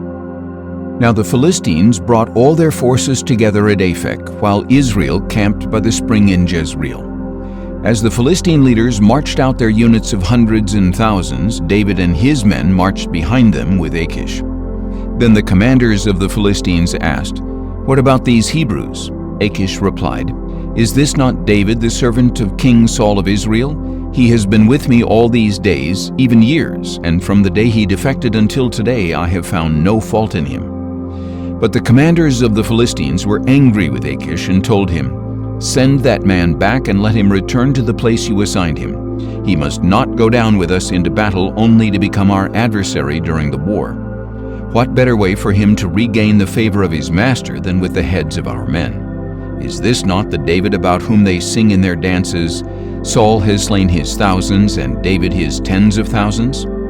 So Achish summoned David and told him, "As surely as the Lord lives, you have been upright in my sight, and it seems right that you should march in and out with me in the army, because I have found no fault in you from the day you came to me until this day. But you have no favor in the sight of the leaders. Therefore turn back now and go in peace, so that you will not do anything to displease the leaders of the Philistines." "But what have I done?" David replied. "What have you found against your servant from the day I came to you until today to keep me from going along to fight against the enemies of my lord the king?" Achish replied, "I know that you are as pleasing in my sight as an angel of God. But the commanders of the Philistines have said, 'He must not go into battle with us.'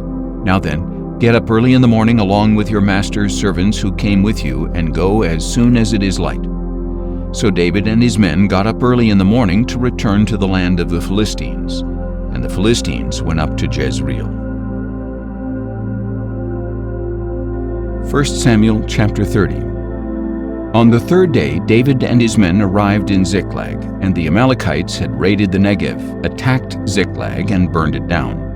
They had taken captive the women and all who were there, both young and old. They had not killed anyone, but had carried them off as they went on their way. When David and his men came to the city, they found it burned down and their wives and sons and daughters taken captive.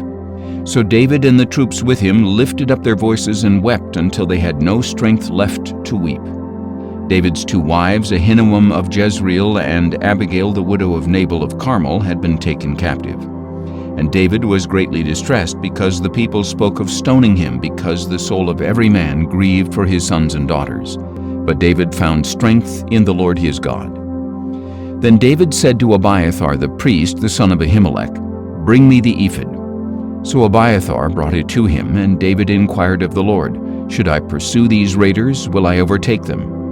"Pursue them," the Lord replied, "for you will surely overtake them and rescue the captives." So David and his 600 men went to the brook of Besor, where some stayed behind because 200 men were too exhausted to cross the brook. But David and 400 men continued in pursuit. Now his men found an Egyptian in the field and brought him to David. They gave the man water to drink and food to eat, a piece of a fig cake and 2 clusters of raisins. So he ate and was revived, for he had not had any food or water for 3 days and 3 nights. Then David asked him, "To whom do you belong and where are you from?" "I am an Egyptian," he replied, "the slave of an Amalekite. My master abandoned me 3 days ago when I fell ill. We raided the Negev of the Kerethites, the territory of Judah, and the Negev of Caleb, and we burned down Ziklag." "Will you lead me to these raiders?" David asked. And the man replied, "Swear to me by God that you will not kill me or deliver me into the hand of my master, and I will lead you to them." So he led David down, and there were the Amalekites spread out over all the land, eating, drinking, and celebrating the great amount of plunder they had taken from the land of the Philistines and the land of Judah. And David struck them down from twilight until the evening of the next day. Not a man escaped except 400 young men who fled riding off on camels. So David recovered everything the Amalekites had taken, including his 2 wives. Nothing was missing, young or old, son or daughter, or any of the plunder the Amalekites had taken. David brought everything back. And he recovered all the flocks and herds which his men drove ahead of the other livestock, calling out, "This is David's plunder." When David came to the 200 men who had been too exhausted to follow him from the brook of Besor, they came out to meet him and the troops with him. As David approached the men, he greeted them. But all the wicked and worthless men among those who had gone with David said, "Because they did not go with us, we will not share with them the plunder we recovered, except for each man's wife and children. They may take them and go." But David said, "My brothers, you must not do this with what the Lord has given us. He has protected us and delivered into our hands the raiders who came against us. Who will listen to your proposal? The share of the one who went to battle will match the share of the one who stayed with the supplies. They will share alike." And so it has been from that day forward. David established this statute as an ordinance for Israel to this very day. When David arrived in Ziklag, he sent some of the plunder to his friends, the elders of Judah, saying, "Here is a gift for you from the plunder of the Lord's enemies." He sent gifts to those in Bethel, Ramoth Negev, and Jattir, to those in Aurora, Siphmoth, and Eshtemoa, to those in Rachel and in the cities of the Jerahmeelites and Kenites, to those in Hormah, Bor-Ashan, and Athak, and to those in Hebron and in all the places where David and his men had roamed. 1 Samuel chapter 31. Now the Philistines fought against Israel, and the men of Israel fled before them, and many fell slain on Mount Gilboa. The Philistines followed hard after Saul and his sons, and they killed Saul's sons Jonathan, Abinadab, and Malchishua. When the battle intensified against Saul, the archers overtook him and wounded him critically. Then Saul said to his armor-bearer, "Draw your sword and run it through me, or these uncircumcised men will come and run me through and torture me."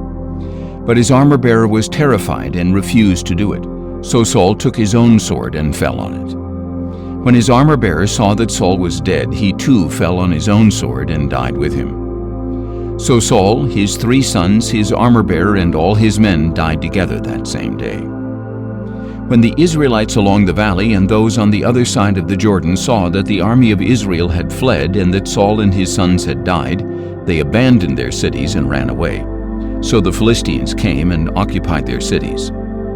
The next day, when the Philistines came to strip the dead, they found Saul and his 3 sons fallen on Mount Gilboa. They cut off Saul's head, stripped off his armor, and sent messengers throughout the land of the Philistines to proclaim the news in the temples of their idols and among their people. They put his armor in the temple of the Ashtoreths and hung his body on the wall of Bethshan. When the people of Jabesh-Gilead heard what the Philistines had done to Saul, all their men of valor set out, journeyed all night, and retrieved the bodies of Saul and his sons from the wall of Bethshan. When they arrived at Jabesh, they burned the bodies there. Then they took their bones and buried them under the tamarisk tree in Jabesh, and they fasted 7 days. 2 Samuel chapter 1. After the death of Saul, David returned from the slaughter of the Amalekites and stayed in Ziklag 2 days. On the 3rd day, a man with torn clothes and dust on his head arrived from Saul's camp. When he came to David, he fell to the ground to pay him homage. "Where have you come from?" David asked. "I have escaped from the Israelite camp," he replied. "What was the outcome?" David asked. "Please tell me." "The troops fled from the battle," he replied. "Many of them fell and died, and Saul and his son Jonathan are also dead." Then David asked the young man who had brought him the report, "How do you know that Saul and his son Jonathan are dead?" "I happened to be on Mount Gilboa," he replied, "and there was Saul leaning on his spear, with the chariots and the cavalry closing in on him. When he turned around and saw me, he called out, and I answered, 'Here I am.' 'Who are you?' he asked. So I told him, 'I am an Amalekite.' Then he begged me, 'Stand over me and kill me, for agony has seized me, but my life still lingers.' So I stood over him and killed him, because I knew that after he had fallen he could not survive. And I took the crown that was on his head and the band that was on his arm, and I have brought them here to my Lord." Then David took hold of his own clothes and tore them, and all the men who were with him did the same. They mourned and wept and fasted until evening for Saul and his son Jonathan, and for the people of the Lord and the house of Israel, because they had fallen by the sword. And David inquired of the young man who had brought him the report, "Where are you from?" "I am the son of a foreigner," he answered. "I am an Amalekite." So David asked him, "Why were you not afraid to lift your hand to destroy the Lord's anointed?" Then David summoned one of the young men and said, "Go, execute him." So the young man struck him down, and he died.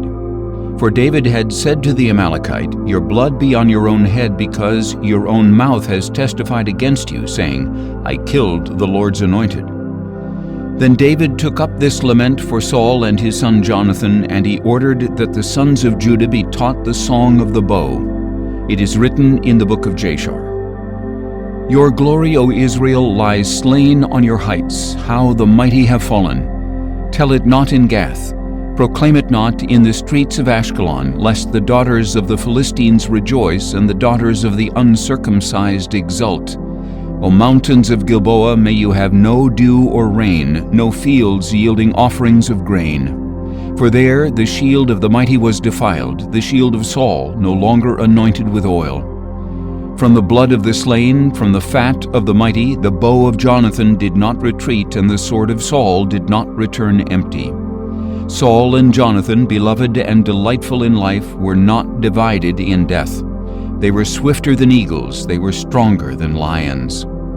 O daughters of Israel, weep for Saul, who clothed you in scarlet and luxury, who decked your garments with ornaments of gold. How the mighty have fallen in the thick of battle.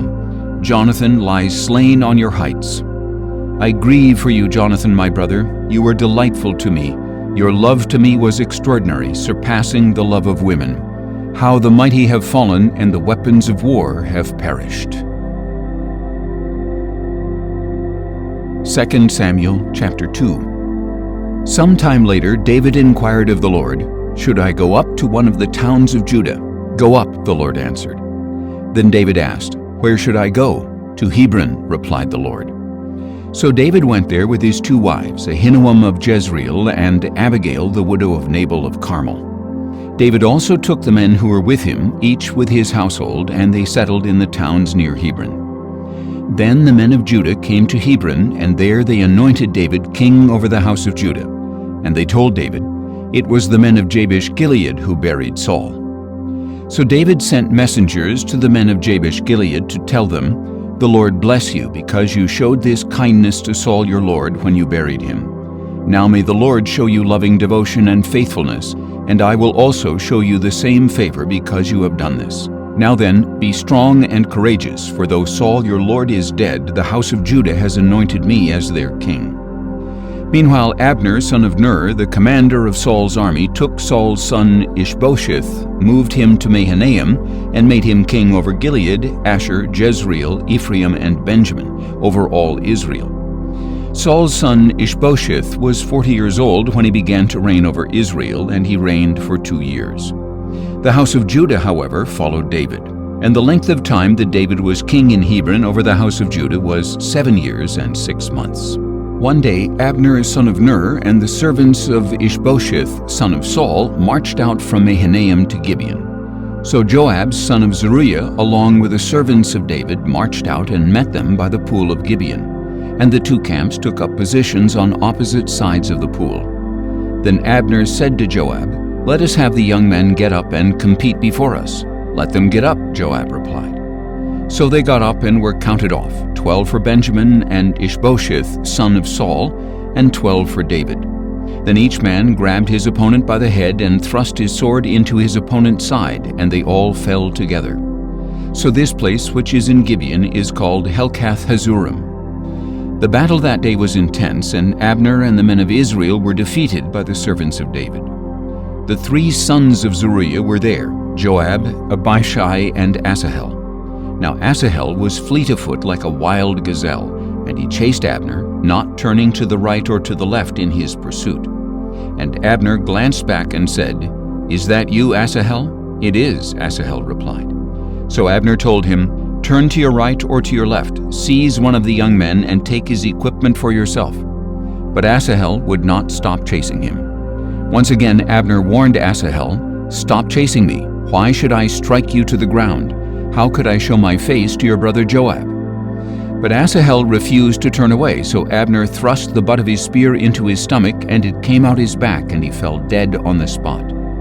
And every man paused when he came to the place where Asahel had fallen and died. But Joab and Abishai pursued Abner. By sunset they had gone as far as the hill of Ammah opposite Giah on the way to the wilderness of Gibeon. The Benjamites rallied to Abner, formed a single unit, and took their stand atop a hill. Then Abner called out to Joab, "Must the sword devour forever? Do you not realize that this will only end in bitterness? How long before you tell the troops to stop pursuing their brothers?" "As surely as God lives," Joab replied, "if you had not spoken up, the troops would have continued pursuing their brothers until morning." So Joab blew the ram's horn, and all the troops stopped. They no longer pursued Israel or continued to fight. And all that night Abner and his men marched through the Arabah. They crossed the Jordan, marched all morning, and arrived at Mahanaim. When Joab returned from pursuing Abner, he gathered all the troops. In addition to Asahel, 19 of David's servants were missing, but they had struck down 360 Benjamites who were with Abner. Later they took Asahel and buried him in his father's tomb in Bethlehem. Then Joab and his men marched all night and reached Hebron at daybreak. 2 Samuel chapter 3.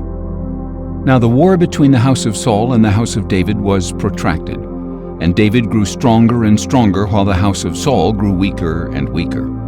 And sons were born to David in Hebron. His firstborn was Amnon by Ahinoam of Jezreel. His second was Chileab by Abigail the widow of Nabal of Carmel. His third was Absalom the son of Maacah, daughter of King Talmai of Geshur. His fourth was Adonijah the son of Haggith.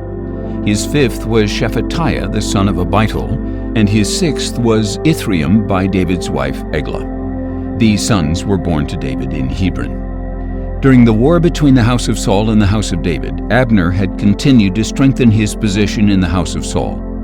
Meanwhile, Saul had a concubine named Rizpah, the daughter of Aiah. So Ishbosheth questioned Abner, "Why did you sleep with my father's concubine?"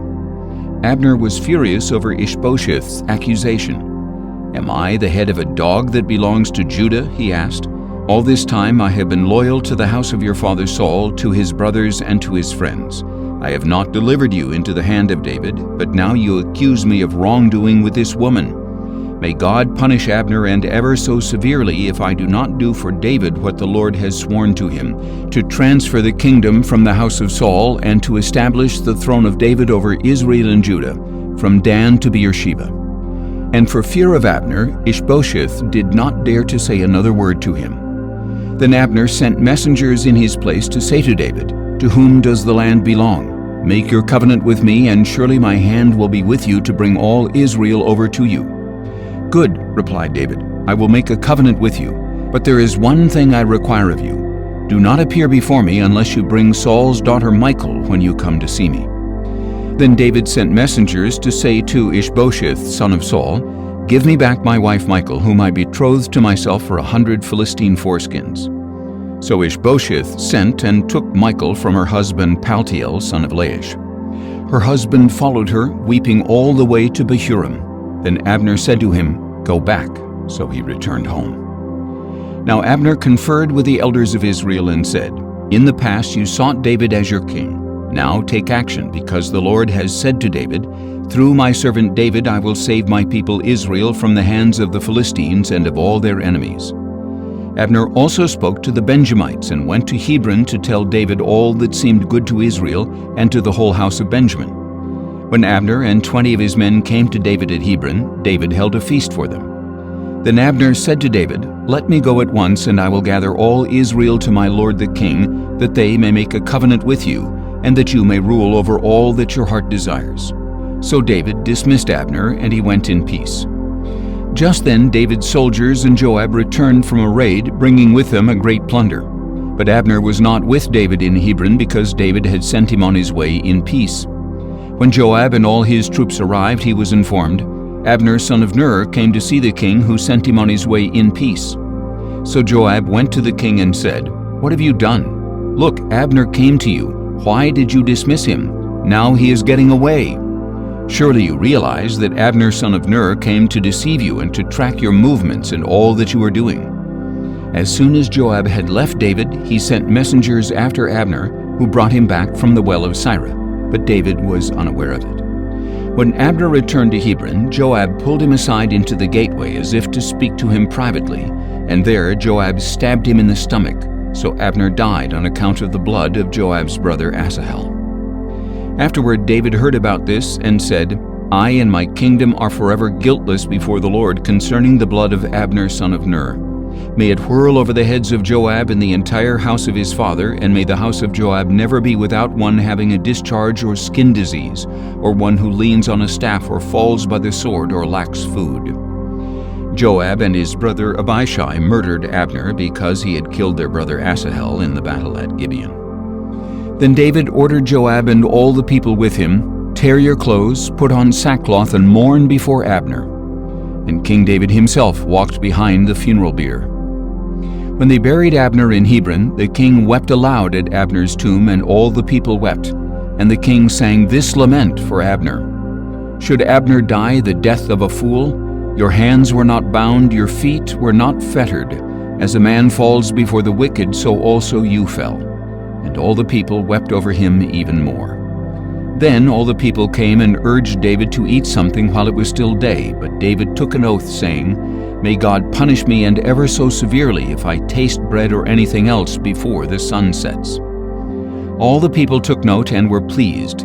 In fact, everything the king did pleased them. So on that day all the troops and all Israel were convinced that the king had no part in the murder of Abner son of Ner. Then the king said to his servants, "Do you not realize that a great prince has fallen today in Israel? And I am weak this day, though anointed as king. And these men, the sons of Zeruiah, are too fierce for me. May the Lord repay the evildoer according to his evil." 2 Samuel chapter 4. Now when Ishbosheth, son of Saul, heard that Abner had died in Hebron, he lost courage, and all Israel was dismayed. Saul's son had 2 men who were leaders of raiding parties. One was named Baanah, and the other Rechab. They were sons of Rimmon the Beerothite of the tribe of Benjamin. Beeroth is considered part of Benjamin, because the Beerothites fled to Gittaim and have lived there as foreigners to this day. And Jonathan son of Saul had a son who was lame in his feet. He was 5 years old when the report about Saul and Jonathan came from Jezreel. His nurse picked him up and fled, but as she was hurrying to escape, he fell and became lame. His name was Mephibosheth. Now Rechab and Baanah, the sons of Rimmon the Beerothite, set out and arrived at the house of Ishbosheth in the heat of the day, while the king was taking his midday nap. They entered the interior of the house as if to get some wheat, and they stabbed him in the stomach. Then Rechab and his brother Baanah slipped away. They had entered the house while Ishbosheth was lying on his bed, and having stabbed and killed him, they beheaded him, took his head, and traveled all night by way of the Arabah. They brought the head of Ishbosheth to David at Hebron, and said to the king, "Here is the head of Ishbosheth, son of Saul, your enemy, who sought your life. Today the Lord has granted vengeance to my lord the king against Saul and his offspring." But David answered Rechab and his brother Baanah, the sons of Rimmon the Beerothite, "As surely as the Lord lives, who has redeemed my life from all distress, when someone told me, 'Look, Saul is dead,' and thought he was a bearer of good news, I seized him and put him to death at Ziklag. That was his reward for his news. How much more, when wicked men kill a righteous man in his own house and on his own bed, shall I not now require his blood from your hands and remove you from the earth?" So David commanded his young men, and they killed Rechab and Baanah. They cut off their hands and feet and hung their bodies by the pool in Hebron, but they took the head of Ishbosheth and buried it in Abner's tomb in Hebron. 2 Samuel chapter 5. Then all the tribes of Israel came to David at Hebron and said, "Here we are, your own flesh and blood. Even in times past, while Saul was king over us, you were the one who led Israel out and brought them back. And to you the Lord said, 'You will shepherd my people Israel, and you will be ruler over them.'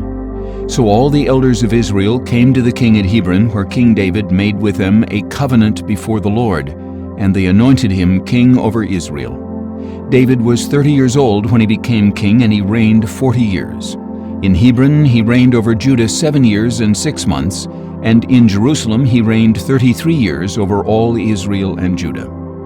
Now the king and his men marched to Jerusalem against the Jebusites who inhabited the land. The Jebusites said to David, "You will never get in here. Even the blind and lame can repel you," for they thought, "David cannot get in here." Nevertheless, David captured the fortress of Zion, that is, the city of David. On that day he said, "Whoever attacks the Jebusites must use the water shaft to reach the lame and blind who are despised by David. That is why it is said, 'The blind and the lame will never enter the palace.'" So David took up residence in the fortress and called it the City of David. He built it up all the way around from the supporting terraces inward. And David became greater and greater, for the Lord God of hosts was with him. Now Hiram, king of Tyre, sent envoys to David along with cedar logs, carpenters, and stonemasons, and they built a palace for David. And David realized that the Lord had established him as king over Israel and had exalted his kingdom for the sake of his people Israel. After he had arrived from Hebron, David took more concubines and wives from Jerusalem, and more sons and daughters were born to him. These are the names of the children born to him in Jerusalem: Shemuah, Shobab, Nathan, Solomon, Ibhar, Elishua, Nepheg, Japhiah, Elishama, Eliada, and Eliphalet. When the Philistines heard that David had been anointed king over Israel, they all went in search of him. But David learned of this and went down to the stronghold. Now the Philistines had come and spread out in the valley of Rephaim. So David inquired of the Lord, "Should I go up against the Philistines? Will you deliver them into my hand?" "Go," replied the Lord, "for I will surely deliver the Philistines into your hand." So David went to Baal-perazim, where he defeated the Philistines, and said, "Like a bursting flood, the Lord has burst out against my enemies before me." So he called that place Baal-perazim. There the Philistines abandoned their idols, and David and his men carried them away. Once again the Philistines came up and spread out in the valley of Rephaim.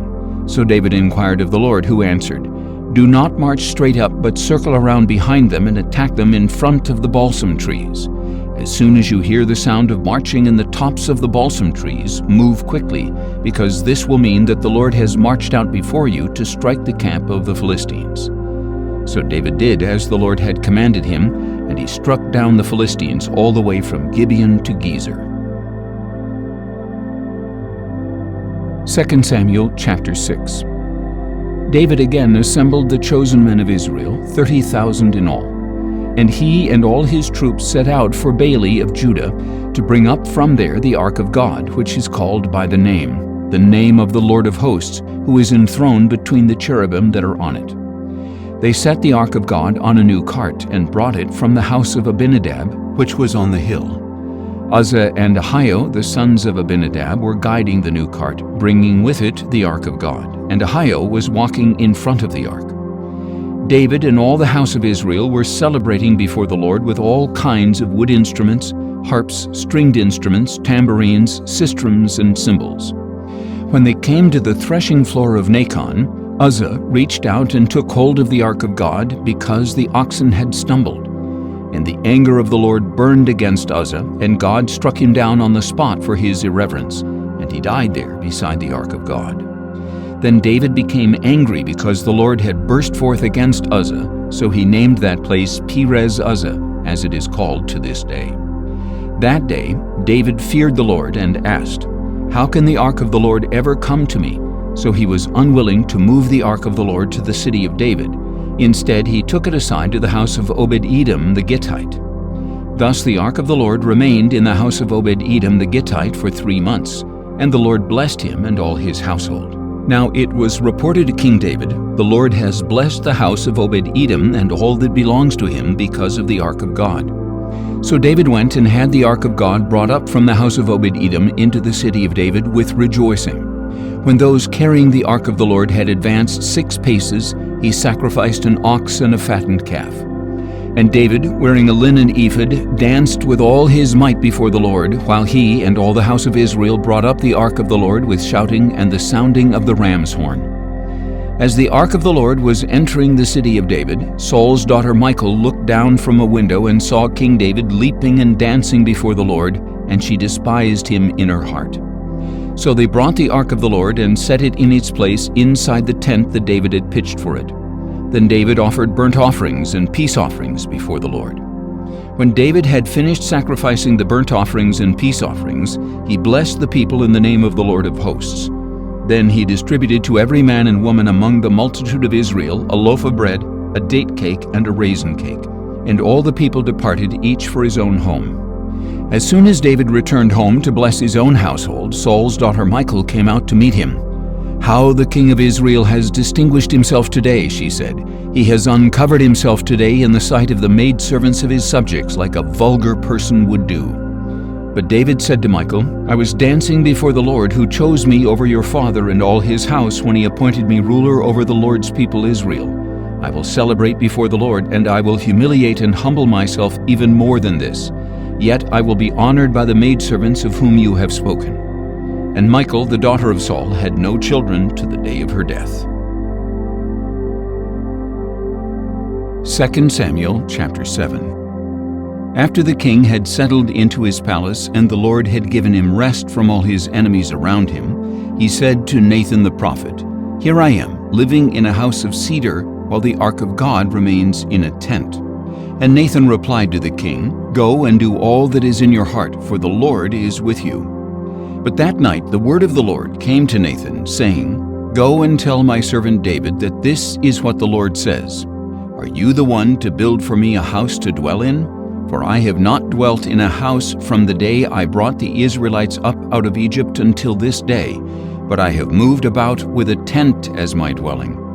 In all my journeys with all the Israelites have I ever asked any of the leaders I appointed to shepherd my people Israel, Why haven't you built me a house of cedar? Now then, you are to tell my servant David that this is what the Lord of hosts says.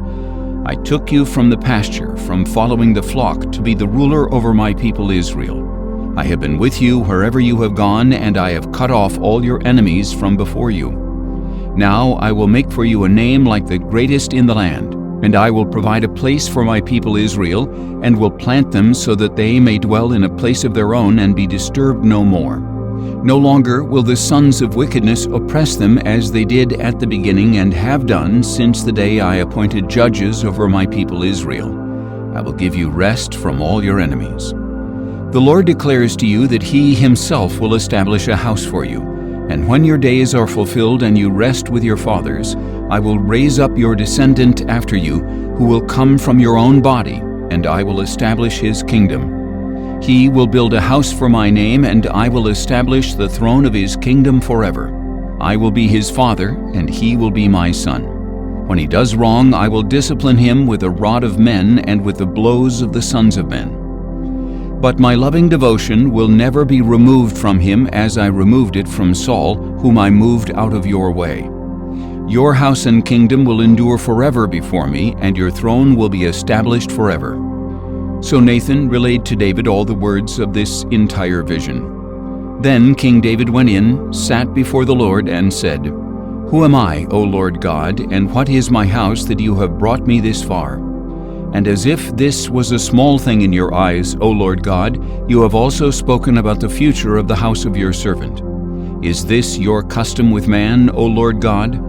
What more can David say to you? For you know your servant, O Lord God. For the sake of your word and according to your own heart you have accomplished this great thing and revealed it to your servant. How great you are, O Lord God, for there is none like you, and there is no God but you, according to everything we have heard with our own ears. And who is like your people Israel, the one nation on earth whom God went out to redeem as a people for himself and to make a name for himself? You performed great and awesome wonders by driving out nations and their gods from before your people, whom you redeemed for yourself from Egypt. For you have established your people Israel as your very own forever, and you, O Lord, have become their God. And now, O Lord God, confirm forever the word you have spoken concerning your servant and his house. Do as you have promised, so that your name will be magnified forever when it is said, The Lord of hosts is God over Israel. And the house of your servant David will be established before you. For you, O Lord of hosts, the God of Israel, have revealed this to your servant when you said, I will build a house for you. Therefore your servant has found the courage to offer this prayer to you. And now, O Lord God, you are God. Your words are true, and you have promised this goodness to your servant. Now therefore may it please you to bless the house of your servant, that it may continue forever before you. For you, O Lord God, have spoken, and with your blessing the house of your servant will be blessed forever. 2 Samuel chapter 8. Sometime later David defeated the Philistines, subdued them, and took Methegama from the hand of the Philistines. David also defeated the Moabites, made them lie down on the ground, and measured them off with a cord. He measured off with 2 lengths those to be put to death, and with 1 length those to be spared. So the Moabites became subject to David and brought him tribute. David also defeated Hadadezer, son of Rehob, king of Zobah, who had marched out to restore his dominion along the Euphrates River.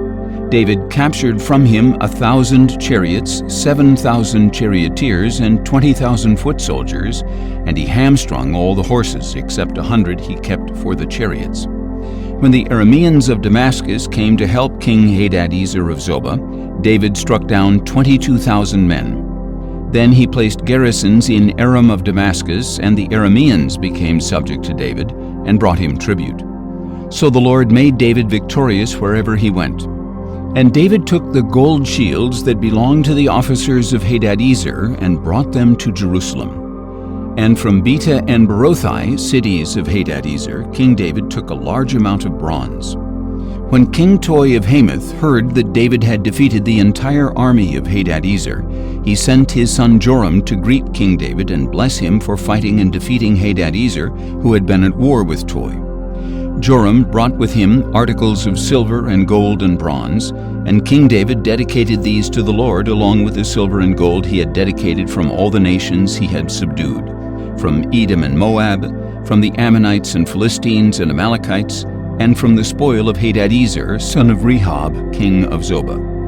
And David made a name for himself when he returned from striking down 18,000 Edomites in the Valley of Salt.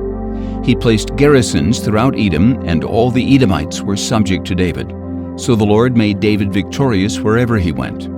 Thus David reigned over all Israel and administered justice and righteousness for all his people. Joab, son of Zeruiah, was over the army. Jehoshaphat, son of Ahilud, was the recorder. Zadok, son of Ahitub, and Ahimelech, son of Abiathar, were priests. Sariah was the scribe. Benaiah, son of Jehoiada, was over the Kerethites and Pelethites, and David's sons were priestly leaders. 2 Samuel chapter 9. Then David asked, "Is there anyone left from the house of Saul to whom I can show kindness for the sake of Jonathan?" And there was a servant of Saul's family named Ziba. They summoned him to David, and the king inquired, "Are you Ziba?" "I am your servant," he replied. So the king asked, "Is there anyone left of Saul's family to whom I can show the kindness of God?" Ziba answered, "There is still Jonathan's son who is lame in both feet." "Where is he?" replied the king. And Ziba said, "Indeed, he is in Lo-debar at the house of Machir, son of Ammiel." So King David had him brought from the house of Machir, son of Ammiel, in Lo-debar. And when Mephibosheth, son of Jonathan, the son of Saul, came to David, he fell face down in reverence. Then David said, "Mephibosheth." "I am your servant," he replied. "Do not be afraid," said David, "for surely I will show you kindness for the sake of your father Jonathan. I will restore to you all the land of your grandfather Saul, and you will always eat at my table." Mephibosheth bowed down and said, "What is your servant that you should show regard for a dead dog like me?" Then the king summoned Saul's servant Ziba and said to him, "I have given to your master's grandson all that belonged to Saul and to all his house. You and your sons and servants are to work the ground for him and bring in the harvest, so that your master's grandson may have food to eat. But Mephibosheth, your master's grandson, is always to eat at my table." Now Ziba had 15 sons and 20 servants. And Ziba said to the king, "Your servant will do all that my lord the king has commanded." So Mephibosheth ate at David's table like one of the king's own sons. And Mephibosheth had a young son named Micah, and all who dwelt in the house of Ziba were servants of Mephibosheth. So Mephibosheth lived in Jerusalem because he always ate at the king's table, and he was lame in both feet. 2 Samuel chapter 10. Some time later, the king of the Ammonites died and was succeeded by his son Hanun. And David said, "I will show kindness to Hanun, son of Nahash, just as his father showed kindness to me." So David sent some of his servants to console Hanun concerning his father. But when they arrived in the land of the Ammonites, the princes of the Ammonites said to Hanun their lord, "Just because David has sent you comforters, do you really believe he is showing respect for your father? Has not David instead sent his servants to explore the city, spy it out, and overthrow it?" So Hanun took David's servants, shaved off half of each man's beard, cut off their garments at the hips, and sent them away. When this was reported to David, he sent messengers to meet the men, since they had been thoroughly humiliated. The king told them, "Stay in Jericho until your beards have grown back, and then return." When the Ammonites realized that they had become a stench to David, they hired 20,000 Aramean foot soldiers from Beth Rehob and Zobah, as well as 1,000 men from the king of Maacah and 12,000 men from Tob. On hearing this, David sent Joab and the entire army of mighty men. the Ammonites marched out and arrayed themselves for battle at the entrance of the city gate, while the Arameans of Zobah and Rehob and the men of Tob and Maacah were by themselves in the open country. When Joab saw the battle lines before him and behind him, he selected some of the best men of Israel and arrayed them against the Arameans. And he placed the rest of the forces under the command of his brother Abishai, who arrayed them against the Ammonites. "If the Arameans are too strong for me," said Joab, "then you will come to my rescue. And if the Ammonites are too strong for you, then I will come to your rescue. Be strong and let us fight bravely for our people and for the cities of our God. May the Lord do what is good in his sight." So Joab and his troops advanced to fight the Arameans, who fled before him. When the Ammonites saw that the Arameans had fled, they too fled before Abishai, and they entered the city. So Joab returned from fighting against the Ammonites and came to Jerusalem. When the Arameans saw that they had been defeated by Israel, they regrouped. Hadadezer sent messengers to bring more Arameans from beyond the Euphrates, and they came to Helam with Shobach, the commander of Hadadezer's army, leading them. When this was reported to David, he gathered all Israel, crossed the Jordan, and went to Helam. Then the Arameans arrayed themselves against David and fought against him. But the Arameans fled before Israel, and David killed 700 charioteers and 40,000 foot soldiers. He also struck down Shobach, the commander of their army, who died there. When all the kings who were subject to Hadadezer saw that they had been defeated by Israel, they made peace with Israel and became subject to them. So the Arameans were afraid to help the Ammonites anymore. 2 Samuel chapter 11. In the spring, at the time when kings march out to war, David sent out Joab and his servants with the whole army of Israel. They destroyed the Ammonites and besieged Rabbah, but David remained in Jerusalem. One evening David got up from his bed and strolled around on the roof of the palace. And from the roof he saw a woman bathing, a very beautiful woman. So David sent and inquired about the woman, and he was told, "This is Bathsheba, the daughter of Eliam, and the wife of Uriah the Hittite." Then David sent messengers to get her, and when she came to him, he slept with her. Now she had just purified herself from her uncleanness. Then she returned home. And the woman conceived and sent word to David, saying, "I am pregnant." At this David sent orders to Joab, "Send me Uriah the Hittite." So Joab sent him to David. When Uriah came to him, David asked how Joab and the troops were doing with the war. Then he said to Uriah, "Go down to your house and wash your feet." So Uriah left the palace, and a gift from the king followed him. But Uriah slept at the door of the palace with all his master's servants. He did not go down to his house. And David was told, "Uriah did not go home." "Haven't you just arrived from a journey?" David asked Uriah. "Why didn't you go home?" Uriah answered, "The ark and Israel and Judah are dwelling in tents, and my master Joab and his soldiers are camped in the open field. How can I go to my house to eat and drink and sleep with my wife? As surely as you live and as your soul lives, I will not do such a thing." "Stay here one more day," David said to Uriah, "and tomorrow I will send you back." So Uriah stayed in Jerusalem that day and the next. Then David invited Uriah to eat and drink with him, and he got Uriah drunk. And in the evening Uriah went out to lie down on his cot with his master's servants, but he did not go home. The next morning David wrote a letter to Joab and sent it with Uriah.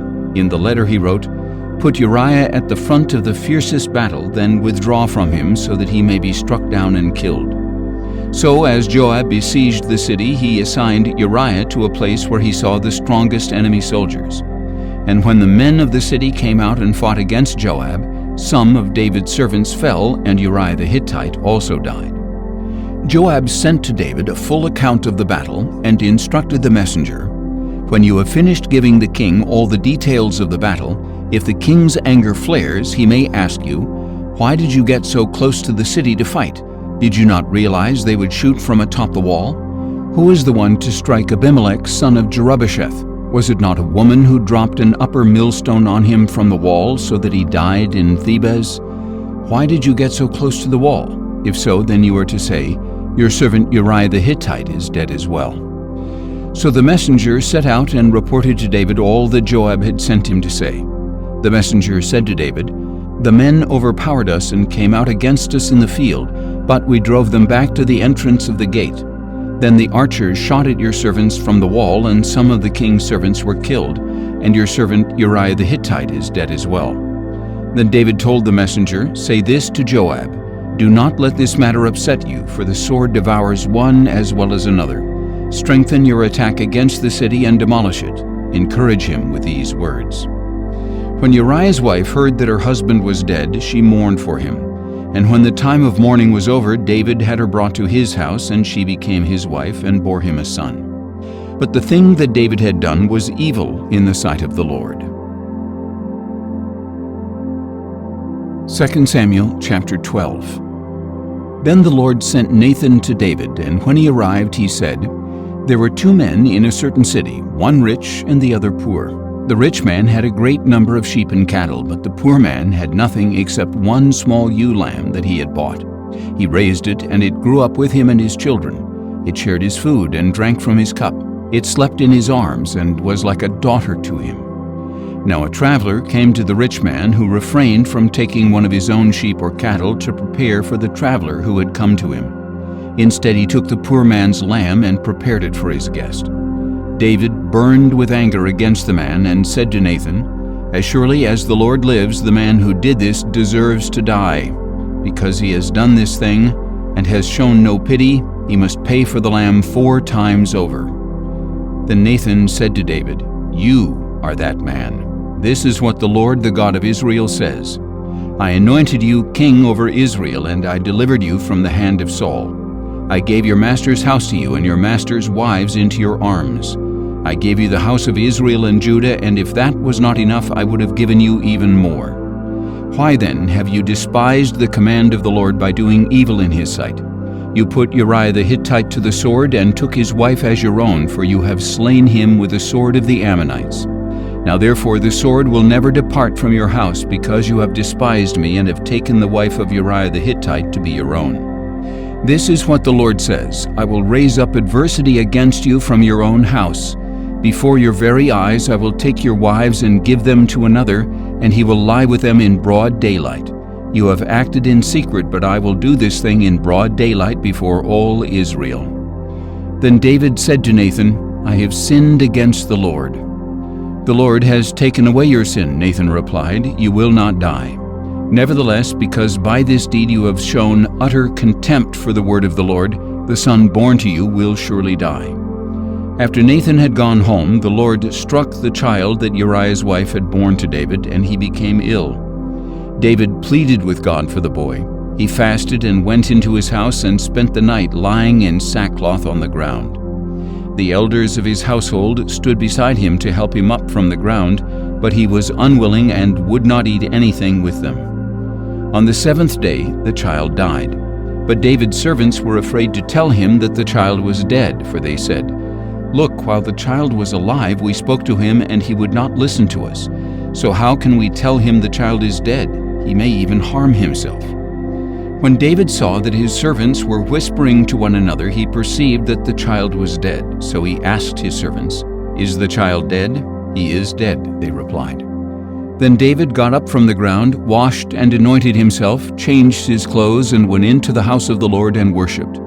Then he went to his own house, and at his request they set food before him, and he ate. "What is this you have done?" his servants asked. "While the child was alive, you fasted and wept, but when he died, you got up and ate." David answered, "While the child was alive, I fasted and wept, for I said, 'Who knows, the Lord may be gracious to me and let him live.' But now that he is dead, why should I fast? Can I bring him back again? I will go to him, but he will not return to me." Then David comforted his wife Bathsheba, and he went to her and lay with her. So she gave birth to a son, and they named him Solomon. Now the Lord loved the child and sent word through Nathan the prophet to name him Jedediah, because the Lord loved him. Meanwhile Joab fought against Rabbah of the Ammonites and captured the royal fortress. Then Joab sent messengers to David to say, "I have fought against Rabbah and have captured the water supply of the city. Now therefore assemble the rest of the troops, lay siege to the city, and capture it. Otherwise I will capture the city, and it will be named after me." So David assembled all the troops and went to Rabbah, and he fought against it and captured it. Then he took the crown from the head of their king. It weighed a talent of gold and was set with precious stones, and it was placed on David's head. And David took a great amount of plunder from the city. David brought out the people who were there and put them to work with saws, iron picks, and axes, and he made them work at the brick kilns. He did the same to all the Ammonite cities. Then David and all his troops returned to Jerusalem. 2 Samuel chapter 13. After some time, David's son Amnon fell in love with Tamar, the beautiful sister of David's son Absalom. Amnon was sick with frustration over his sister Tamar, for she was a virgin, and it seemed implausible for him to do anything to her.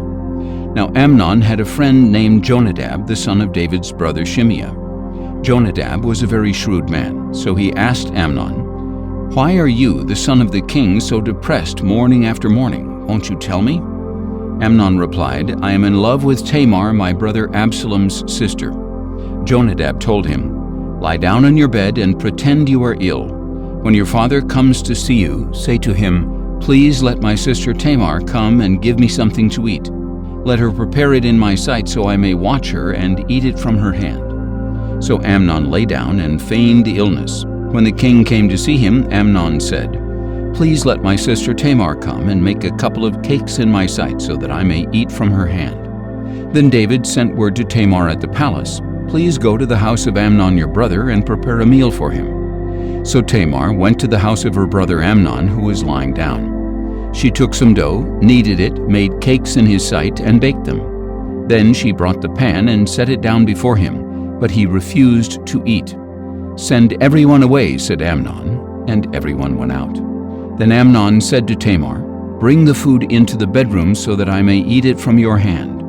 Tamar took the cakes she had made and went to her brother Amnon's bedroom. And when she had brought them to him to eat, he took hold of her and said, "Come, lie with me, my sister." "No, my brother," she cried, "do not humiliate me, for such a thing should never be done in Israel. Do not do this disgraceful thing. Where could I ever take my shame? And you would be like one of the fools in Israel. Please speak to the king, for he will not withhold me from you." But Amnon refused to listen to her, and being stronger, he violated her and lay with her. Then Amnon hated Tamar with such intensity that his hatred was greater than the love he previously had. "Get up," he said to her, "be gone." "No," she replied, "sending me away is worse than this great wrong you have already done to me." But he refused to listen to her. Instead, he called to his attendant and said, "Throw this woman out and bolt the door behind her." So Amnon's attendant threw her out and bolted the door behind her. Now Tamar was wearing a robe of many colors, because this is what the king's virgin daughters wore. And Tamar put ashes on her head and tore her robe. And putting her hand on her head, she went away, crying bitterly. Her brother Absalom said to her, "Has your brother Amnon been with you? Be quiet for now, my sister. He is your brother. Do not take this thing to heart." So Tamar lived as a desolate woman in the house of her brother Absalom. When King David heard all this, he was furious. And Absalom never said a word to Amnon, either good or bad, because he hated Amnon for disgracing his sister Tamar. 2 years later, when Absalom's sheep shearers were at Baal Hazor near Ephraim, he invited all the sons of the king. And he went to the king and said, "Your servant has just hired shearers. Will the king and his servants please come with me?" "No, my son," the king replied. "We should not all go, or we would be a burden to you." Although Absalom urged him, he was not willing to go, but gave him his blessing. "If not," said Absalom, "please let my brother Amnon go with us." "Why should he go with you?" the king asked. But Absalom urged him, so the king sent Amnon and the rest of his sons. Now Absalom had ordered his young men, "Watch Amnon until his heart is merry with wine, and when I order you to strike Amnon down, you are to kill him. Do not be afraid. Have I not commanded you? Be courageous and valiant." So Absalom's young men did to Amnon just as Absalom had ordered. Then all the other sons of the king got up, and each one fled on his mule. While they were on the way, a report reached David, "Absalom has struck down all the sons of the king, not one of them is left." Then the king stood up, tore his clothes, and lay down on the ground, and all his servants stood by with their clothes torn. But Jonadab, the son of David's brother Shimeah, spoke up, My lord must not think they have killed all the sons of the king, for only Amnon is dead. In fact, Absalom has planned this since the day Amnon violated his sister Tamar. So now, my lord the king, do not take to heart the report that all the sons of the king are dead. Only Amnon is dead." Meanwhile, Absalom had fled. When the young man standing watch looked up, he saw many people coming down the road west of him, along the side of the hill. And the watchman went and reported to the king, "I see men coming from the direction of Horonaim along the side of the hill." So Jonadab said to the king, "Look, the sons of the king have arrived. It is just as your servant said." And as he finished speaking, the sons of the king came in, wailing loudly. Then the king and all his servants also wept very bitterly.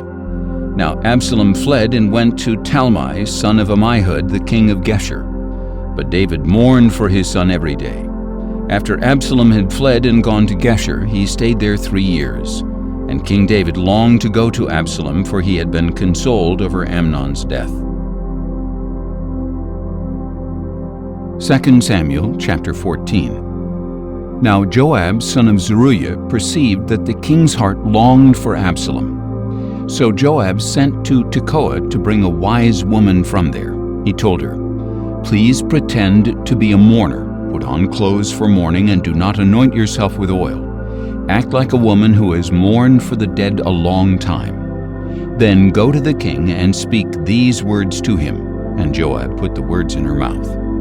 When the woman from Tekoa went to the king, she fell face down in homage and said, "Help me, O king." "What troubles you?" the king asked her. "Indeed," she said, "I am a widow, for my husband is dead. And your maidservant had 2 sons who were fighting in the field with no one to separate them. And one struck the other and killed him. Now the whole clan has risen up against your maidservant and said, 'Hand over the one who struck down his brother, that we may put him to death for the life of the brother whom he killed. Then we will cut off the heir as well.' So they would extinguish my one remaining ember by not preserving my husband's name or posterity on the earth.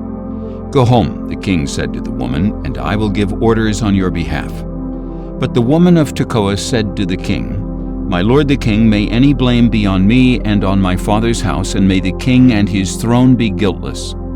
"If anyone speaks to you," said the king, "bring him to me, and he will not trouble you again." "Please," she replied, "may the king invoke the Lord your God to prevent the avenger of blood from increasing the devastation, so that my son may not be destroyed." "As surely as the Lord lives," he vowed, "not a hair of your son's head will fall to the ground."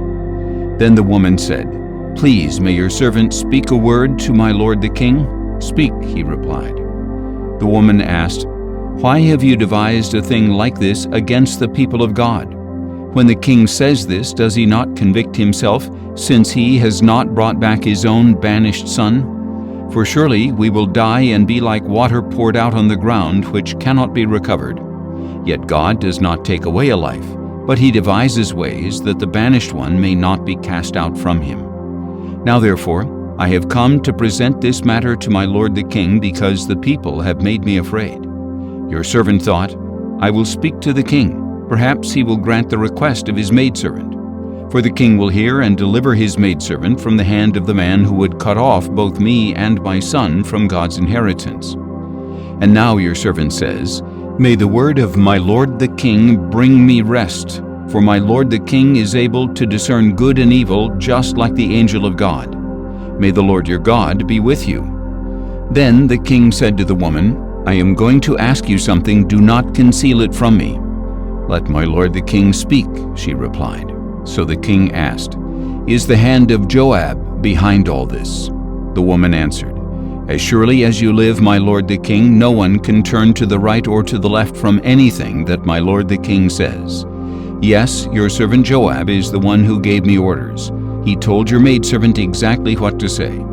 Joab your servant has done this to bring about this change of affairs, but my lord has wisdom like the wisdom of the angel of God to know everything that happens in the land. Then the king said to Joab, I hereby grant this request. Go bring back the young man Absalom. Joab fell face down in homage and blessed the king. Today, said Joab, your servant knows that he has found favor with you, my lord the king, because the king has granted his request." So Joab got up, went to Geshur, and brought Absalom to Jerusalem. But the king added, "He may return to his house, but he must not see my face." So Absalom returned to his own house, but he did not see the king. Now there was not a man in all Israel as handsome and highly praised as Absalom. From the sole of his foot to the top of his head he did not have a single flaw. And when he cut the hair of his head, he shaved it every year because his hair got so heavy. He would weigh it out to be 200 shekels according to the royal standard. 3 sons were born to Absalom and a daughter named Tamar, who was a beautiful woman. Now Absalom lived in Jerusalem 2 years without seeing the face of the king. Then he sent for Joab to send him to the king, but Joab refused to come to him. So Absalom sent a second time, but Joab still would not come. Then Absalom said to his servants, "Look, Joab's field is next to mine, and he has barley there. Go and set it on fire." And Absalom's servants set the field on fire. Then Joab came to Absalom's house and demanded, "Why did your servants set my field on fire?" "Look," said Absalom, "I sent for you and said, 'Come here, I want to send you to the king to ask, why have I come back from Geshur? It would be better for me if I were still there. So now let me see the king's face, and if there is iniquity in me, let him kill me." So Joab went and told the king, and David summoned Absalom, who came to him and bowed face down before him. Then the king kissed Absalom. 2 Samuel chapter 15. Sometime later, Absalom provided for himself a chariot with horses and 50 men to run ahead of him. He would get up early and stand beside the road leading to the city gate. Whenever anyone had a grievance to bring before the king for a decision, Absalom would call out and ask, "What city are you from?" And if he replied, "Your servant is from one of the tribes of Israel," Absalom would say, "Look, your claims are good and right, but the king has no deputy to hear you." And he would add, "If only someone would appoint me judge in the land, then everyone with a grievance or dispute could come to me, and I would give him justice." Also, when anyone approached to bow down to him, Absalom would reach out his hand, take hold of him, and kiss him. Absalom did this to all the Israelites who came to the king for justice. In this way he stole the hearts of the men of Israel. After 4 years had passed, Absalom said to the king, "Please let me go to Hebron to fulfill a vow I have made to the Lord. For your servant made a vow while dwelling in Geshur of Aram, saying, 'If indeed the Lord brings me back to Jerusalem, I will worship the Lord in Hebron.'" "Go in peace," said the king. So Absalom got up and went to Hebron. Then Absalom sent spies throughout the tribes of Israel with this message, "When you hear the sound of the horn, you are to say, 'Absalom reigns in Hebron.'" 200 men from Jerusalem accompanied Absalom.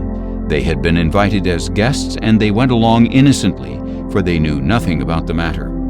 While Absalom was offering the sacrifices, he sent for Ahithophel the Gilonite, David's counselor, to come from his hometown of Gilo. So the conspiracy gained strength, and Absalom's following kept increasing. Then a messenger came to David and reported, "The hearts of the men of Israel are with Absalom." And David said to all the servants with him in Jerusalem, "Arise and let us flee, or we will not escape from Absalom. We must leave quickly, or he will soon overtake us, heap disaster on us, and put the city to the sword." The king's servants replied, "Whatever our lord the king decides, we are your servants." Then the king set out, and his entire household followed him, but he left behind 10 concubines to take care of the palace. So the king set out with all the people following him. He stopped at the last house, and all his servants marched past him, all the Kerethites and Pelethites and 600 Gittites who had followed him from Gath. Then the king said to Ittai the Gittite, "Why should you also go with us? Go back and stay with the new king, since you are both a foreigner and an exile from your homeland. In fact, you arrived only yesterday. Should I make you wander around with us today while I do not know where I am going? Go back and take your brothers with you. May the Lord show you loving devotion and faithfulness." But Ittai answered the king, "As surely as the Lord lives and as my lord the king lives, wherever my lord the king may be, whether it means life or death, there will your servant be." "March on then," said David to Ittai. So Ittai the Gittite marched past with all his men and all the little ones who were with him. Everyone in the countryside was weeping loudly as all the people passed by, and as the king crossed the Kidron Valley, all the people also passed toward the way of the wilderness. Zadok was also there, and all the Levites with him were carrying the ark of the covenant of God. And they set down the ark of God, and Abiathar offered sacrifices until the people had passed out of the city. Then the king said to Zadok, "Return the ark of God to the city. If I find favor in the eyes of the Lord, he will bring me back and let me see both it and his dwelling place again. But if he should say, 'I do not delight in you,' then here I am. Let him do to me whatever seems good to him." The king also said to Zadok the priest, "Are you not a seer? Return to the city in peace, you with your son Ahimaaz and Abiathar with his son Jonathan.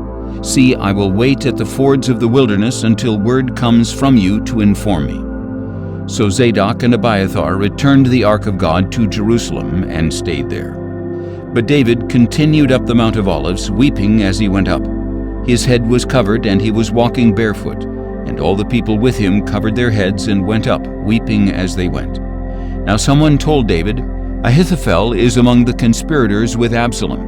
So David pleaded, "O Lord, please turn the counsel of Ahithophel into foolishness." When David came to the summit, where he used to worship God, Hushai the Archite was there to meet him with his robe torn and dust on his head. David said to him, "If you go on with me, you will be a burden to me, but you can thwart the counsel of Ahithophel for me if you return to the city and say to Absalom, 'I will be your servant, my king. In the past I was your father's servant, but now I will be your servant.' Will not Zadok and Abiathar the priests be there with you? Report to them everything you hear from the king's palace. Indeed, their two sons, Ahimaaz, son of Zadok, and Jonathan, son of Abiathar, are there with them. Send them to me with everything you hear." So David's friend Hushai arrived in Jerusalem just as Absalom was entering the city. 2 Samuel chapter 16. When David had gone a little beyond the summit, Ziba the servant of Mephibosheth was there to meet him. He had a pair of saddled donkeys loaded with 200 loaves of bread, 100 clusters of raisins, 100 summer fruits, and a skin of wine. "Why do you have these?" asked the king. Ziba replied, "The donkeys are for the king's household to ride, the bread and summer fruit are for the young men to eat, and the wine is to refresh those who become exhausted in the wilderness." "Where is your master's grandson?" asked the king. And Ziba answered, "Indeed, he is staying in Jerusalem, for he has said, 'Today the house of Israel will restore to me the kingdom of my grandfather.'" So the king said to Ziba, "All that belongs to Mephibosheth is now yours." "I humbly bow before you," said Ziba. "May I find favor in your eyes, my lord the king." As King David approached Bahurim, a man from the family of the house of Saul was just coming out. His name was Shimei, son of Gera, and as he approached, he kept yelling out curses. He threw stones at David and at all the servants of the king, though the troops and all the mighty men were on David's right and left. And as he yelled curses, Shimei said, get out, you worthless man of bloodshed. The Lord has paid you back for all the blood of the house of Saul, in whose place you have reigned, and the Lord has delivered the kingdom into the hand of your son Absalom. See, you have come to ruin because you are a man of bloodshed." Then Abishai, son of Zeruiah, said to the king, "Why should this dead dog curse my lord the king? Let me go over and cut off his head." But the king replied, "What have I to do with you, O sons of Zeruiah? If he curses me because the Lord told him, 'Curse David,' who can ask, 'Why did you do this?'" Then David said to Abishai and to all his servants, "Behold, my own son, my own flesh and blood, seeks my life. How much more then this Benjamite? Leave him alone and let him curse me, for the Lord has told him so. Perhaps the Lord will see my affliction and repay me with good for the cursing I received today." So David and his men proceeded along the road as Shimei went along the ridge of the hill opposite him. As Shimei went, he yelled curses, threw stones, and flung dust at David. Finally, the king and all the people with him arrived, exhausted, and there he refreshed himself. Then Absalom and all the men of Israel came to Jerusalem, and Ahithophel was with him. And David's friend Hushai the Archite went to Absalom and said to him, "Long live the king! Long live the king!" "Is this the loyalty you show your friend?" Absalom replied. "Why did you not go with your friend?"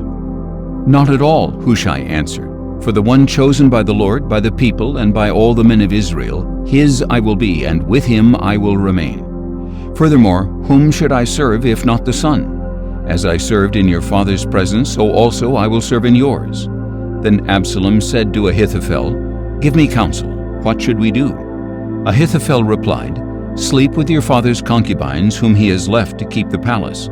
When all Israel hears that you have become a stench to your father, then the hands of all who are with you will be strengthened." So they pitched a tent for Absalom on the roof, and he slept with his father's concubines in the sight of all Israel. Now in those days the advice of Ahithophel was like the consultation of the word of God. Such was the regard that both David and Absalom had for Ahithophel's advice. 2 Samuel chapter 17. Furthermore, Ahithophel said to Absalom, "Let me choose 12,000 men and set out tonight in pursuit of David. I will attack him while he is weak and weary.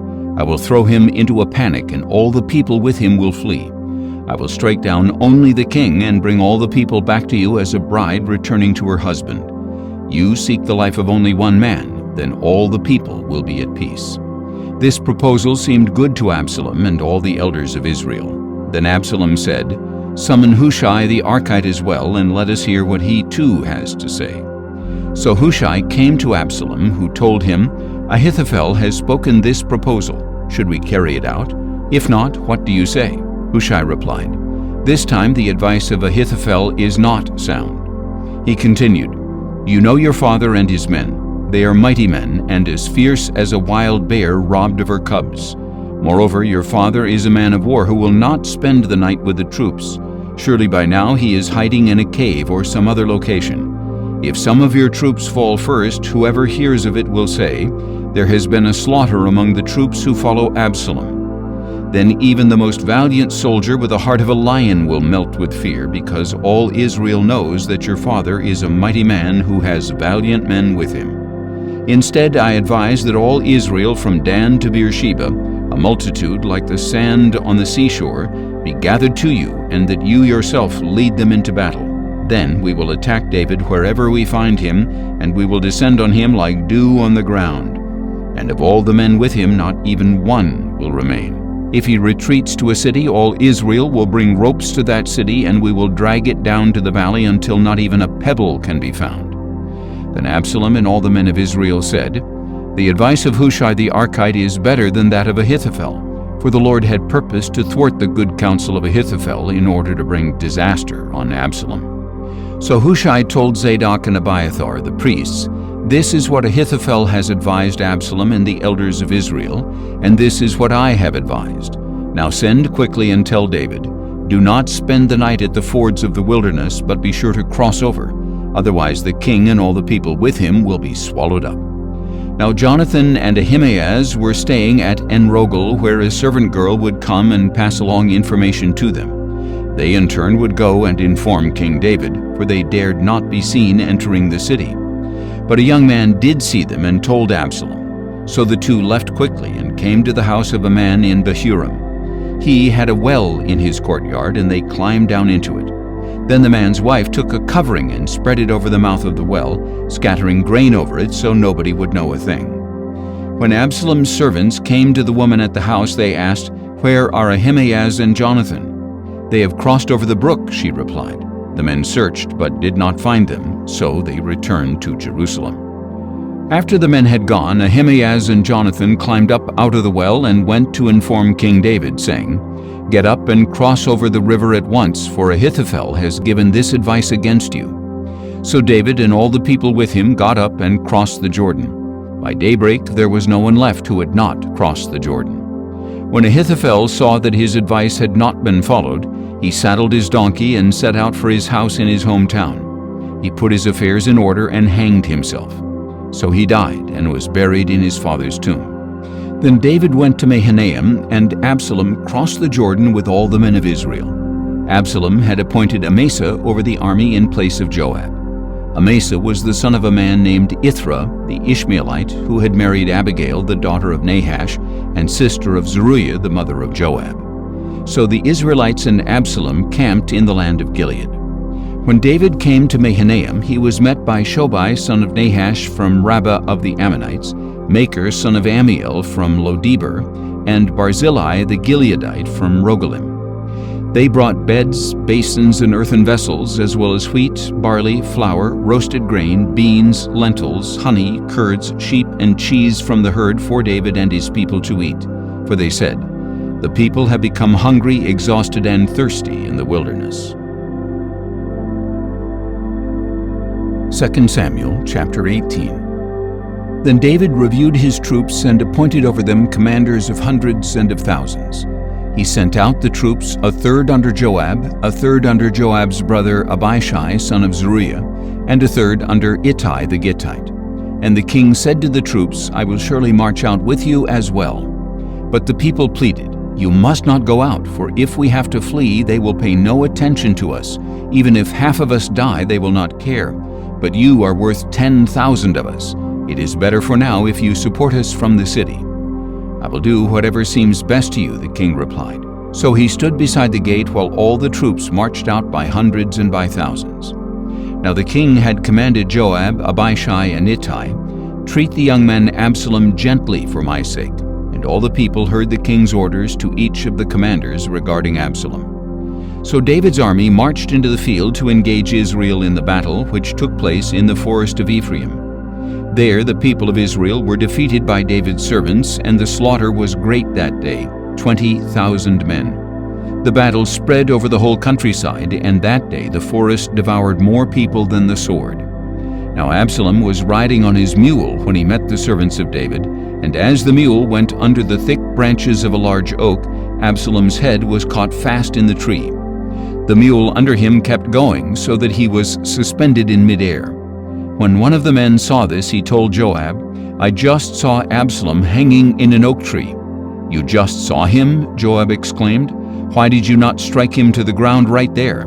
I would have given you 10 shekels of silver and a warrior's belt." The man replied, "Even if 1,000 shekels of silver were weighed out into my hands, I would not raise my hand against the son of the king.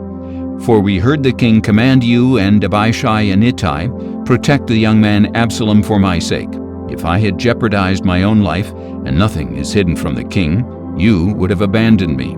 But Joab declared, "I am not going to wait like this with you." And he took 3 spears in his hand and thrust them through the heart of Absalom while he was still alive in the oak tree. And 10 young men who carried Joab's armor surrounded Absalom, struck him, and killed him. Then Joab blew the ram's horn, and the troops broke off their pursuit of Israel because Joab had restrained them. They took Absalom, cast him into a large pit in the forest, and piled a huge mound of stones over him. Meanwhile, all the Israelites fled, each to his home. During his lifetime, Absalom had set up for himself a pillar in the king's valley, for he had said, "I have no son to preserve the memory of my name." So he gave the pillar his name, and to this day it is called Absalom's monument. Then Ahimaaz son of Zadok said, "Please let me run and tell the king the good news that the Lord has avenged him of his enemies." But Joab replied, "You are not the man to take good news today. You may do it another day, but you must not do so today, because the king's son is dead." So Joab said to a Cushite, "Go tell the king what you have seen." The Cushite bowed to Joab and took off running. Ahimaaz son of Zadok, however, persisted and said to Joab, "Regardless of whatever may happen, please let me also run behind the Cushite." "My son," Joab replied, "why do you want to run, since you will not receive a reward?" "No matter what, I want to run," he replied. "Then run," Joab told him. So Ahimaaz ran by way of the plain and outran the Cushite.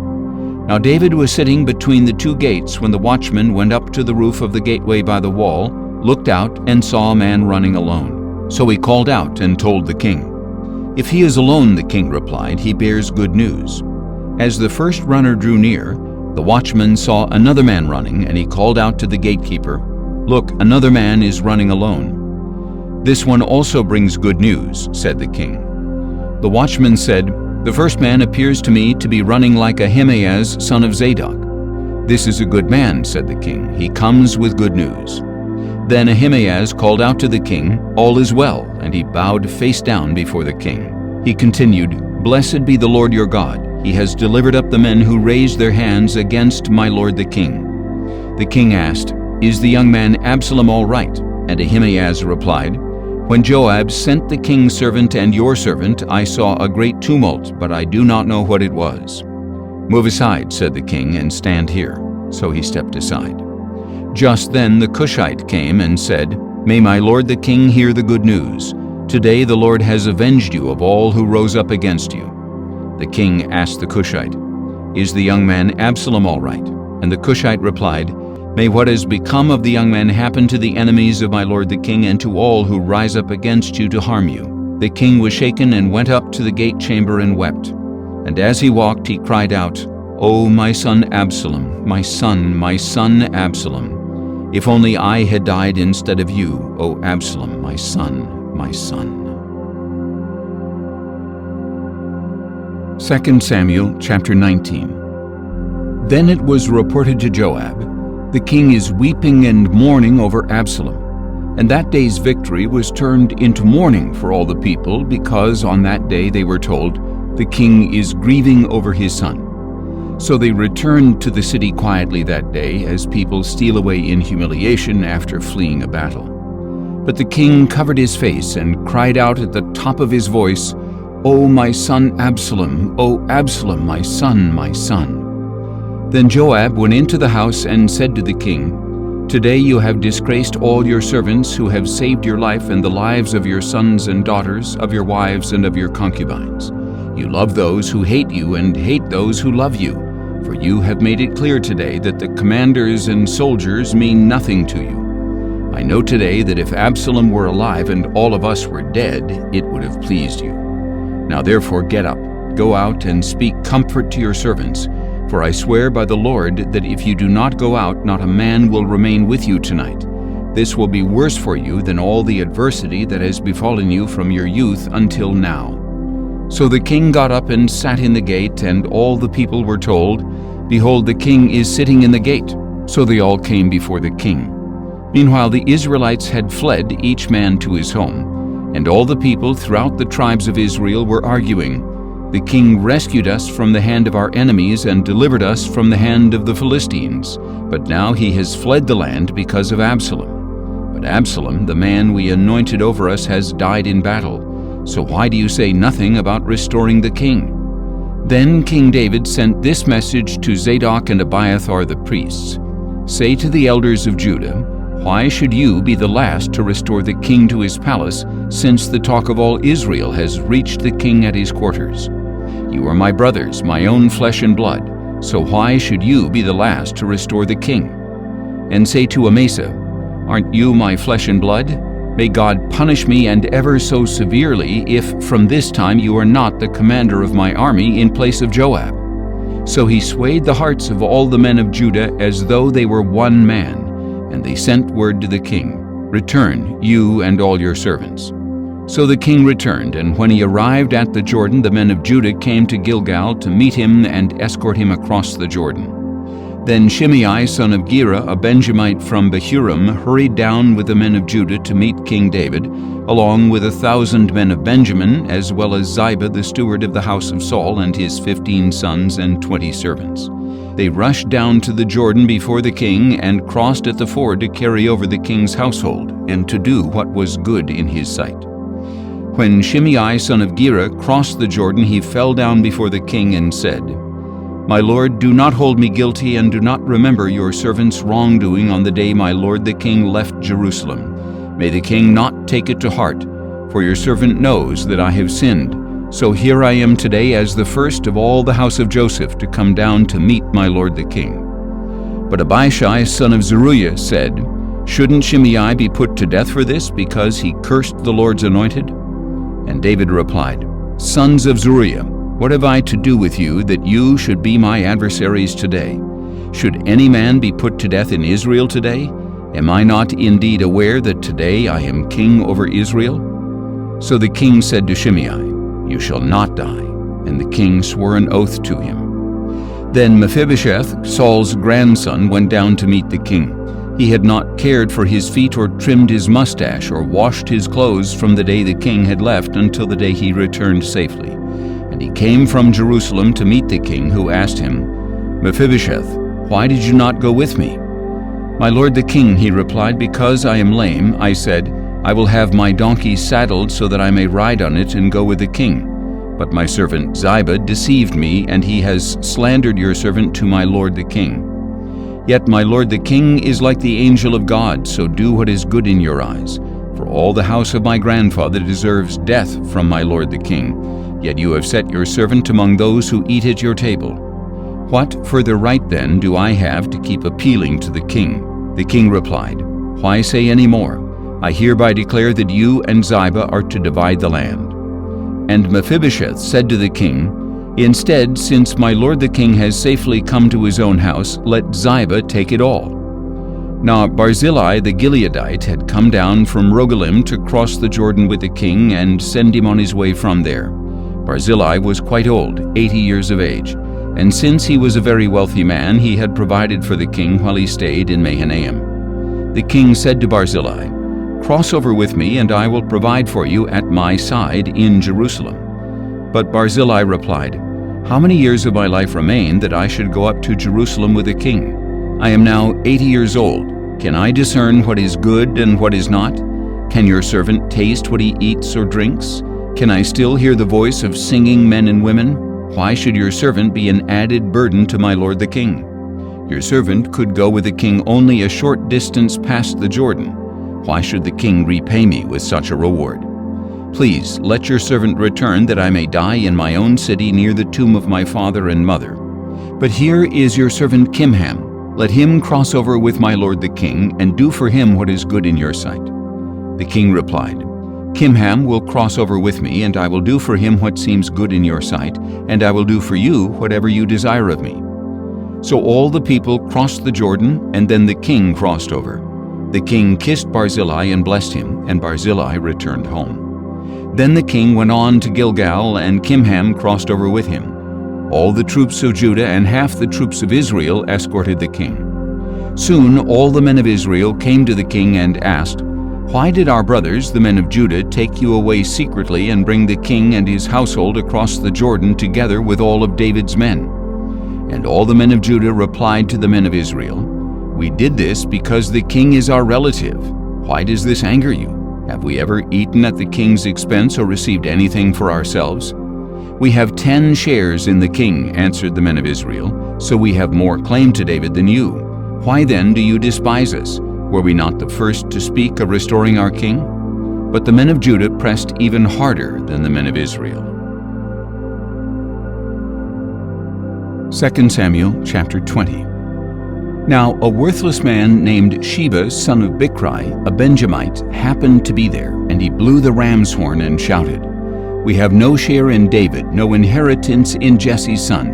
Every man to his tent, O Israel." So all the men of Israel deserted David to follow Sheba, son of Bichri. But the men of Judah stayed by their king all the way from the Jordan to Jerusalem. When David returned to his palace in Jerusalem, he took the 10 concubines he had left to care for the palace, and he placed them in a house under guard. He provided for them, but he no longer slept with them. They were confined until the day of their death, living as widows. Then the king said to Amasa, "Summon the men of Judah to come to me within 3 days, and be here yourself."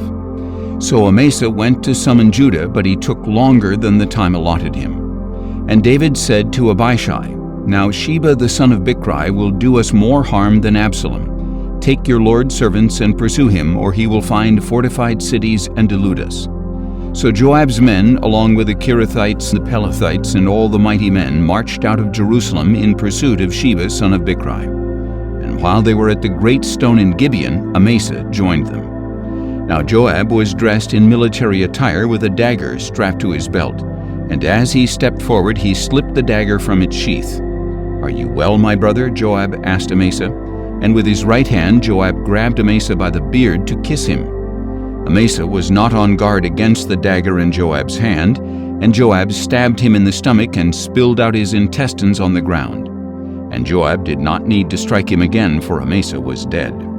Then Joab and his brother Abishai pursued Sheba son of Bichri. One of Joab's young men stood near Amasa and said, Whoever favors Joab and whoever is for David, let him follow Joab." But Amasa wallowed in his blood in the middle of the road, and when the man saw that all the troops were stopping there, he dragged the body off the road into a field and threw a garment over it. As soon as Amasa's body was removed from the road, all the men went on with Joab to pursue Sheba son of Bichri. Sheba passed through all the tribes of Israel to Abel-Beth-maachah and through the entire region of the Berites, who gathered together and followed him. And Joab's troops came and besieged Sheba in Abel-Beth-maachah and built a siege ramp against the outer rampart of the city. As all the troops with Joab were battering the wall to topple it, a wise woman called out from the city, "Listen, listen, please tell Joab to come here so that I may speak with him." When he had come near to her, the woman asked, "Are you Joab?" "I am," he replied. "Listen to the words of your servant," she said. "I am listening," he answered. Then the woman said, "Long ago they used to say, 'Seek counsel at Abel,' and that is how disputes were settled. I am among the peaceable and faithful in Israel, but you are trying to destroy a city that is a mother in Israel. Why would you swallow up the Lord's inheritance?" "Far be it," Joab declared. "Far be it from me to swallow up or destroy. That is not the case. But a man named Sheba son of Bichri from the hill country of Ephraim has lifted up his hand against the king, against David. Deliver him alone, and I will depart from the city." "Look," the woman replied, "his head will be thrown to you over the wall." Then the woman went to all the people with her wise counsel, and they cut off the head of Sheba son of Bichri and threw it to Joab. So he blew the ram's horn, and his men dispersed from the city, each to his own home. And Joab returned to the king in Jerusalem. Now Joab was over the whole army of Israel. Benaiah son of Jehoiada was over the Kerethites and Pelethites. Adoram was in charge of the forced labor. Jehoshaphat son of Ahilud was the recorder. Sheva was the scribe. Zadok and Abiathar were priests, and Ira the Jairite was David's priest. 2 Samuel chapter 21. During the reign of David there was a famine for 3 successive years, and David sought the face of the Lord. And the Lord said, "It is because of the blood shed by Saul and his family, because he killed the Gibeonites." At this David summoned the Gibeonites and spoke to them. Now the Gibeonites were not Israelites, but a remnant of the Amorites. The Israelites had taken an oath concerning them, but in his zeal for Israel and Judah, Saul had sought to kill them. So David asked the Gibeonites, "What shall I do for you? How can I make amends so that you may bless the inheritance of the Lord?" The Gibeonites said to him, "We need no silver or gold from Saul or his house, nor should you put to death anyone in Israel for us. Whatever you ask, I will do for you," he replied. And they answered the king, "As for the man who consumed us and plotted against us to exterminate us from existing within any border of Israel, let 7 of his male descendants be delivered to us so that we may hang them before the Lord at Gibeah of Saul, the chosen of the Lord." "I will give them to you," said the king. Now the king spared Mephibosheth, son of Jonathan, the son of Saul, because of the oath before the Lord between David and Jonathan, son of Saul. But the king took Armoni and Mephibosheth, the 2 sons whom Rizpah, daughter of Aiah, had borne to Saul, as well as the 5 sons whom Merab, daughter of Saul, had borne to Adriel, son of Barzillai, the Maholathite. And he delivered them into the hands of the Gibeonites, and they hanged them on the hill before the Lord. So all 7 of them fell together. They were put to death in the first days of the harvest at the beginning of the barley harvest. And Rizpah, the daughter of Aiah, took sackcloth and spread it out for herself on a rock. From the beginning of the harvest until the rain from heaven poured down on the bodies, she did not allow the birds of the air to rest on them by day, nor the beasts of the field by night. When David was told what Saul's concubine Rizpah, daughter of Aiah, had done, he went and took the bones of Saul and his son Jonathan from the men of Jabesh-Gilead, who had stolen them from the public square of Bethshan, where the Philistines had hung the bodies after they had struck down Saul at Gilboa. So David had the bones of Saul and his son Jonathan brought from there, along with the bones of those who had been hanged. And they buried the bones of Saul and his son Jonathan in Zelah in the land of Benjamin, in the tomb of Saul's father Kish. After they had done everything the king had commanded, God answered their prayers for the land. Once again the Philistines waged war against Israel, and David and his servants went down and fought against the Philistines, but David became exhausted. Then Ishbi-Benob, a descendant of Rapha, whose bronze spear weighed 300 shekels, and who was bearing a new sword, resolved to kill David. But Abishai, son of Zeruiah, came to his aid, struck the Philistine, and killed him. Then David's men swore to him, "You must never again go out with us to battle, so that the lamp of Israel may not be extinguished." Some time later at Gob there was another battle with the Philistines. At that time Sibbecai the Hushathite killed Saph, one of the descendants of Rapha. Once again there was a battle with the Philistines at Gob, and Elhanan son of Jair the Bethlehemite killed the brother of Goliath the Gittite, the shaft of whose spear was like a weaver's beam. And there was still another battle at Gath, where there was a man of great stature with 6 fingers on each hand and 6 toes on each foot, 24 in all. He too was descended from Rapha. And when he taunted Israel, Jonathan the son of David's brother Shimei killed him. So these 4 descendants of Rapha in Gath fell at the hands of David and his servants. 2 Samuel chapter 22. And David sang this song to the Lord on the day the Lord had delivered him from the hand of all his enemies and from the hand of Saul. He said, "The Lord is my rock, my fortress and my deliverer. My God is my rock in whom I take refuge, my shield and the horn of my salvation. My stronghold, my refuge and my Savior, you save me from violence. I will call upon the Lord who is worthy to be praised, so shall I be saved from my enemies. For the waves of death engulfed me, the torrents of chaos overwhelmed me. The cords of Sheol entangled me, the snares of death confronted me. In my distress I called upon the Lord, I cried out to my God. And from his temple he heard my voice, and my cry for help reached his ears. Then the earth shook and quaked, the foundations of the heavens trembled, they were shaken because he burned with anger. Smoke rose from his nostrils, and consuming fire came from his mouth. Glowing coals blazed forth. He parted the heavens and came down with dark clouds beneath his feet. He mounted a cherub and flew. He soared on the wings of the wind. He made darkness a canopy around him, a gathering of water and thick clouds. From the brightness of his presence coals of fire blazed forth. The Lord thundered from heaven. The voice of the Most High resounded. He shot his arrows and scattered the foes. He hurled lightning and routed them. The channels of the sea appeared, and the foundations of the world were exposed at the rebuke of the Lord, at the blast of the breath of his nostrils. He reached down from on high and took hold of me. He drew me out of deep waters. He rescued me from my powerful enemy, from foes too mighty for me. They confronted me in my day of calamity, but the Lord was my support.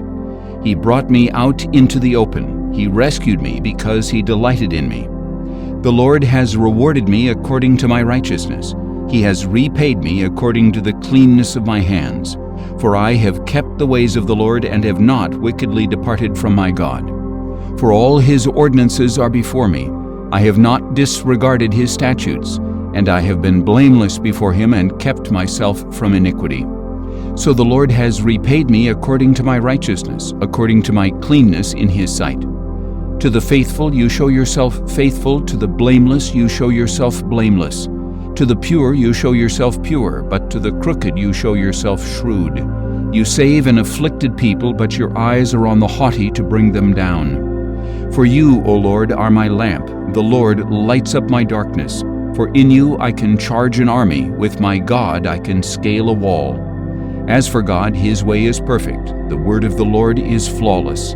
He is a shield to all who take refuge in him. For who is God besides the Lord, and who is the rock except our God? God is my strong fortress, and he makes my way clear. He makes my feet like those of a deer, and stations me upon the heights. He trains my hands for battle. My arms can bend a bow of bronze. You have given me your shield of salvation, and your gentleness exalts me. You broaden the path beneath me so that my ankles do not give way. I pursued my enemies and destroyed them. I did not turn back until they were consumed. I devoured and crushed them so they could not rise. They have fallen under my feet. You have armed me with strength for battle. You have subdued my foes beneath me. You have made my enemies retreat before me. I put an end to those who hated me. They looked, but there was no one to save them. To the Lord, but he did not answer. I ground them as the dust of the earth. I crushed and trampled them like mud in the streets.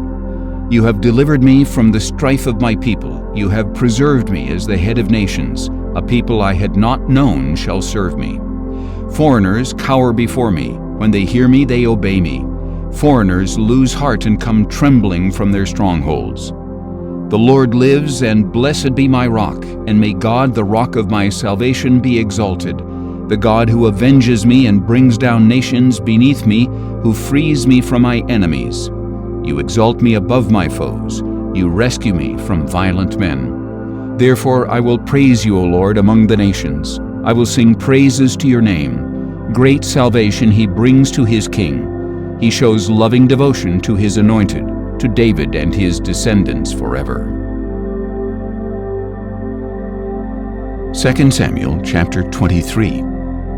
These are the last words of David, the oracle of David, son of Jesse, the oracle of the man raised on high, the one anointed by the God of Jacob, and the sweet psalmist of Israel.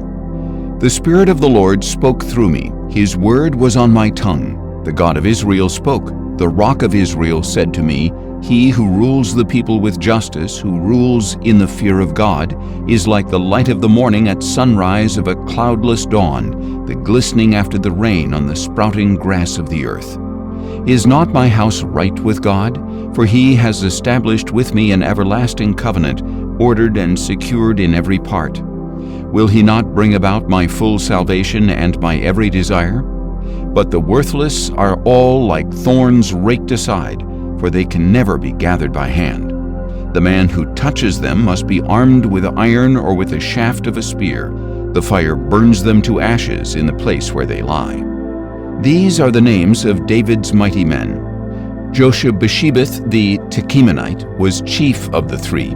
He wielded his spear against 800 men whom he killed at one time. Next in command was Eleazar son of Dodo the Ahohite.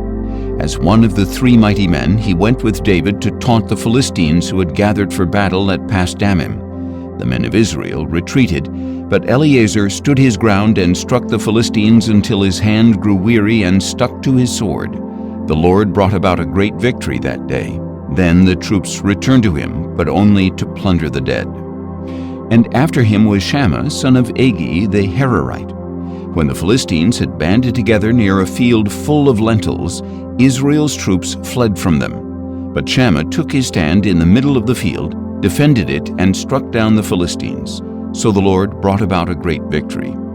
At harvest time, 3 of the 30 chief men went down to David at the cave of Adullam, while a company of Philistines was encamped in the valley of Rephaim. At that time, David was in the stronghold, and the garrison of the Philistines was at Bethlehem. David longed for water and said, "Oh, that someone would get me a drink of water from the well near the gate of Bethlehem." So the 3 mighty men broke through the Philistine camp, drew water from the well near the gate of Bethlehem, and brought it back to David.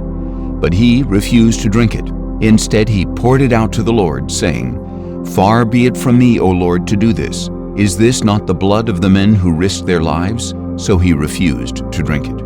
Such were the exploits of the 3 mighty men. Now Abishai, the brother of Joab and son of Zeruiah, was chief of the 3, and he lifted his spear against 300 men, killed them, and won a name along with the 3.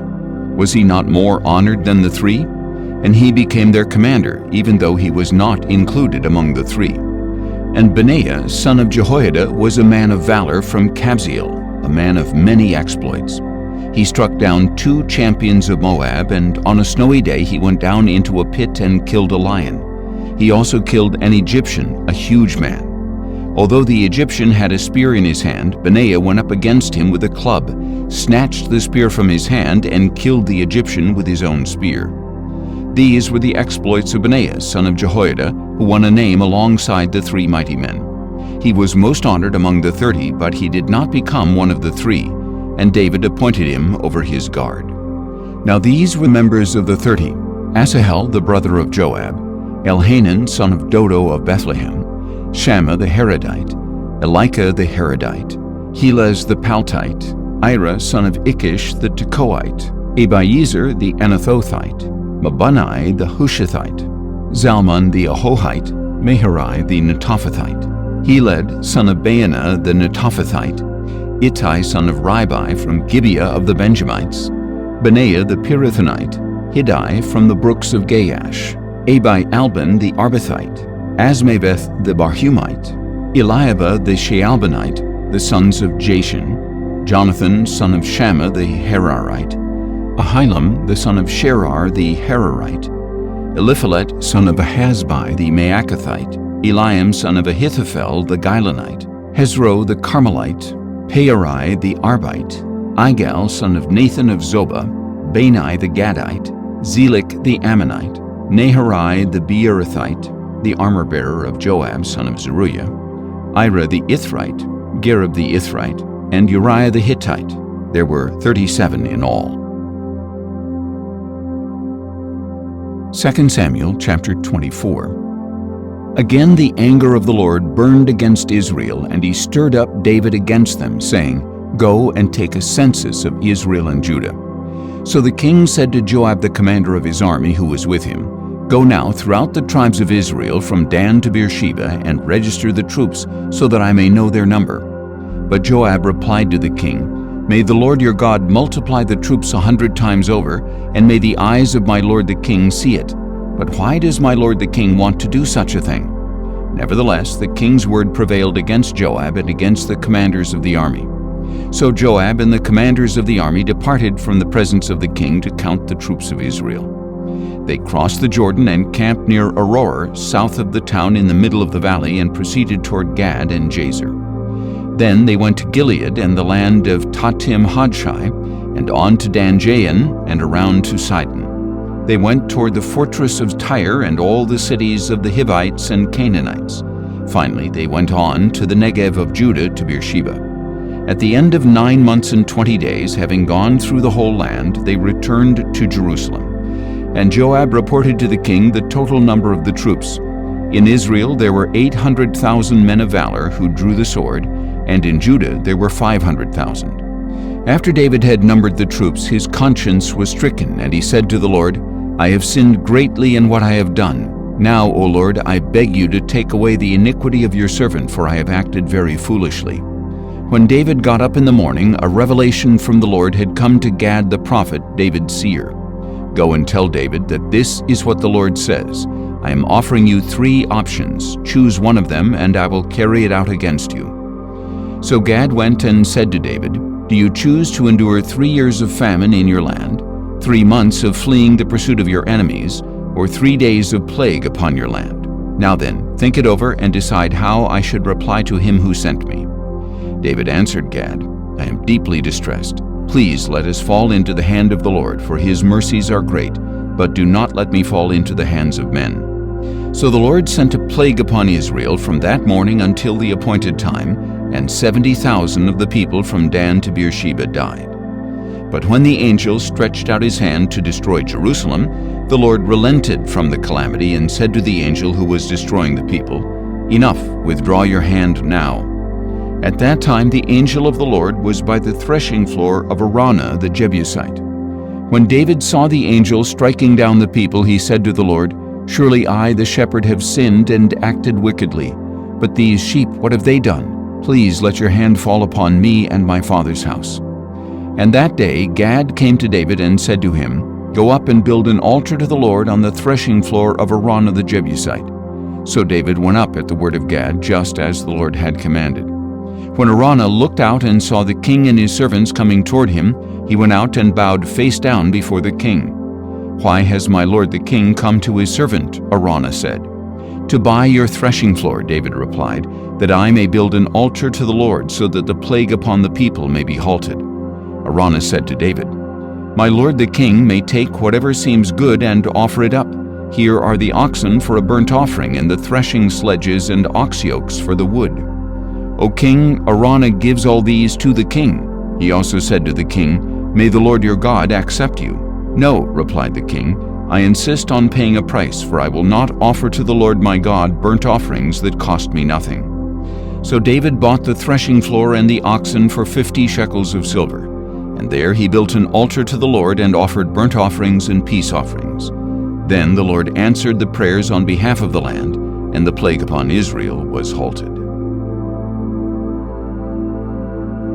1 Kings chapter 1. Now King David was old and well along in years, and though they covered him with blankets, he could not keep warm. So his servants said to him, "Let us search for a young virgin for our lord the king to attend to him and care for him and lie by his side to keep him warm." Then they searched throughout Israel for a beautiful girl, and they found Abishag the Shunammite and brought her to the king.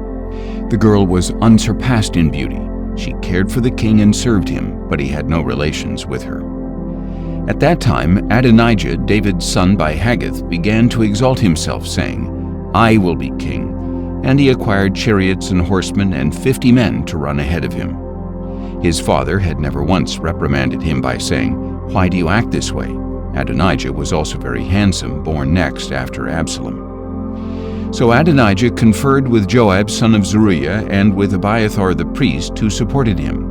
But Zadok the priest, Benaiah son of Jehoiada, Nathan the prophet, Shimei, Rei, and David's mighty men would not join Adonijah. And Adonijah sacrificed sheep, oxen, and fattened calves near the stone of Zoheleth, which is next to Enrogel. He invited all his royal brothers and all the men of Judah who were servants of the king. But he did not invite Nathan the prophet, Benaiah, the mighty men, or his brother Solomon. Then Nathan said to Bathsheba, the mother of Solomon, "Have you not heard that Adonijah son of Haggith has become king, and our lord David does not know it? Now please, come and let me advise you. Save your own life and the life of your son Solomon. Go at once to King David and say, 'My lord the king, did you not swear to your maidservant, surely your son Solomon will reign after me, and he will sit on my throne? Why then has Adonijah become king? Then, while you are still there speaking with the king, I will come in after you and confirm your words.' So Bathsheba went to see the king in his bedroom. Since the king was very old, Abishag the Shunammite was serving him. And Bathsheba bowed down in homage to the king, who asked, 'What is your desire?' 'My lord,' she replied, 'you yourself swore to your maidservant by the Lord your God, surely your son Solomon will reign after me, and he will sit on my throne. But now, behold, Adonijah has become king, and you, my lord the king, did not know it. And he has sacrificed an abundance of oxen, fattened calves, and sheep, and has invited all the other sons of the king, as well as Abiathar the priest and Joab the commander of the army. But he did not invite your servant Solomon. And as for you, my lord the king, the eyes of all Israel are upon you to tell them who will sit on the throne of my lord the king after him. Otherwise, when my lord the king rests with his fathers, I and my son Solomon will be counted as criminals.' And just then, while Bathsheba was still speaking with the king, Nathan the prophet arrived. So the king was told, 'Nathan the prophet is here.' And Nathan went in and bowed face down before the king. 'My lord the king,' said Nathan, 'did you say, Adonijah will reign after me, and he will sit on my throne? For today he has gone down and sacrificed an abundance of oxen, fattened calves, and sheep, and has invited all the sons of the king, the commanders of the army, and Abiathar the priest. And behold, they are eating and drinking before him, saying, Long live King Adonijah. But me, your servant, he did not invite, nor Zadok the priest, nor Benaiah son of Jehoiada, nor your servant Solomon. Has my lord the king let this happen without informing your servant who should sit on the throne after my lord the king?' Then King David said, 'Call in Bathsheba for me.' So she came into the king's presence and stood before him. And the king swore an oath, saying, 'As surely as the Lord lives, who has redeemed my life from all distress, I will carry out this very day exactly what I swore to you by the Lord, the God of Israel. Surely your son Solomon will reign after me, and he will sit on my throne in my place.' Bathsheba bowed face down in homage to the king and said, 'May my lord King David live forever.' Then King David said, 'Call in for me Zadok the priest, Nathan the prophet, and Benaiah son of Jehoiada.' So they came before the king. 'Take my servants with you,' said the king. 'Set my son Solomon on my own mule, and take him down to Gihon. There Zadok the priest and Nathan the prophet are to anoint him king over Israel. You are to blow the ram's horn and declare, Long live King Solomon. Then you shall go up with him, and he is to come and sit on my throne and reign in my place, for I have appointed him ruler over Israel and Judah.' "Amen," replied Benaiah son of Jehoiada. "May the Lord, the God of my lord the king, so declare it. Just as the Lord was with my lord the king, so may he be with Solomon and make his throne even greater than that of my lord King David." Then Zadok the priest, Nathan the prophet, and Benaiah son of Jehoiada, along with the Kerethites and Pelethites, went down and set Solomon on King David's mule, and they escorted him to Gihon. Zadok the priest took the horn of oil from the tabernacle and anointed Solomon. Then they blew the ram's horn, and all the people proclaimed, "Long live King Solomon!" All the people followed him, playing flutes and rejoicing with such a great joy that the earth was split by the sound. Now Adonijah and his guests were finishing their feast when they heard the sound of the ram's horn. "Why is the city in such a loud uproar?" asked Joab. As he was speaking, suddenly Jonathan the son of Abiathar the priest arrived. "Come in," said Adonijah, "for you are a man of valor. You must be bringing good news." "Not at all," Jonathan replied. "Our lord King David has made Solomon king, and with Solomon the king has sent Zadok the priest, Nathan the prophet, and Benaiah son of Jehoiada, along with the Kerethites and Pelethites, and they have set him on the king's mule. Zadok the priest and Nathan the prophet have anointed him king at Gihon, and they have gone up from there with rejoicing that rings out in the city. That is the noise you hear. Moreover, Solomon has taken his seat on the royal throne. The king's servants have also gone to congratulate our lord King David, saying, 'May your God make the name of Solomon more famous than your own name, and may he make his throne greater than your throne.'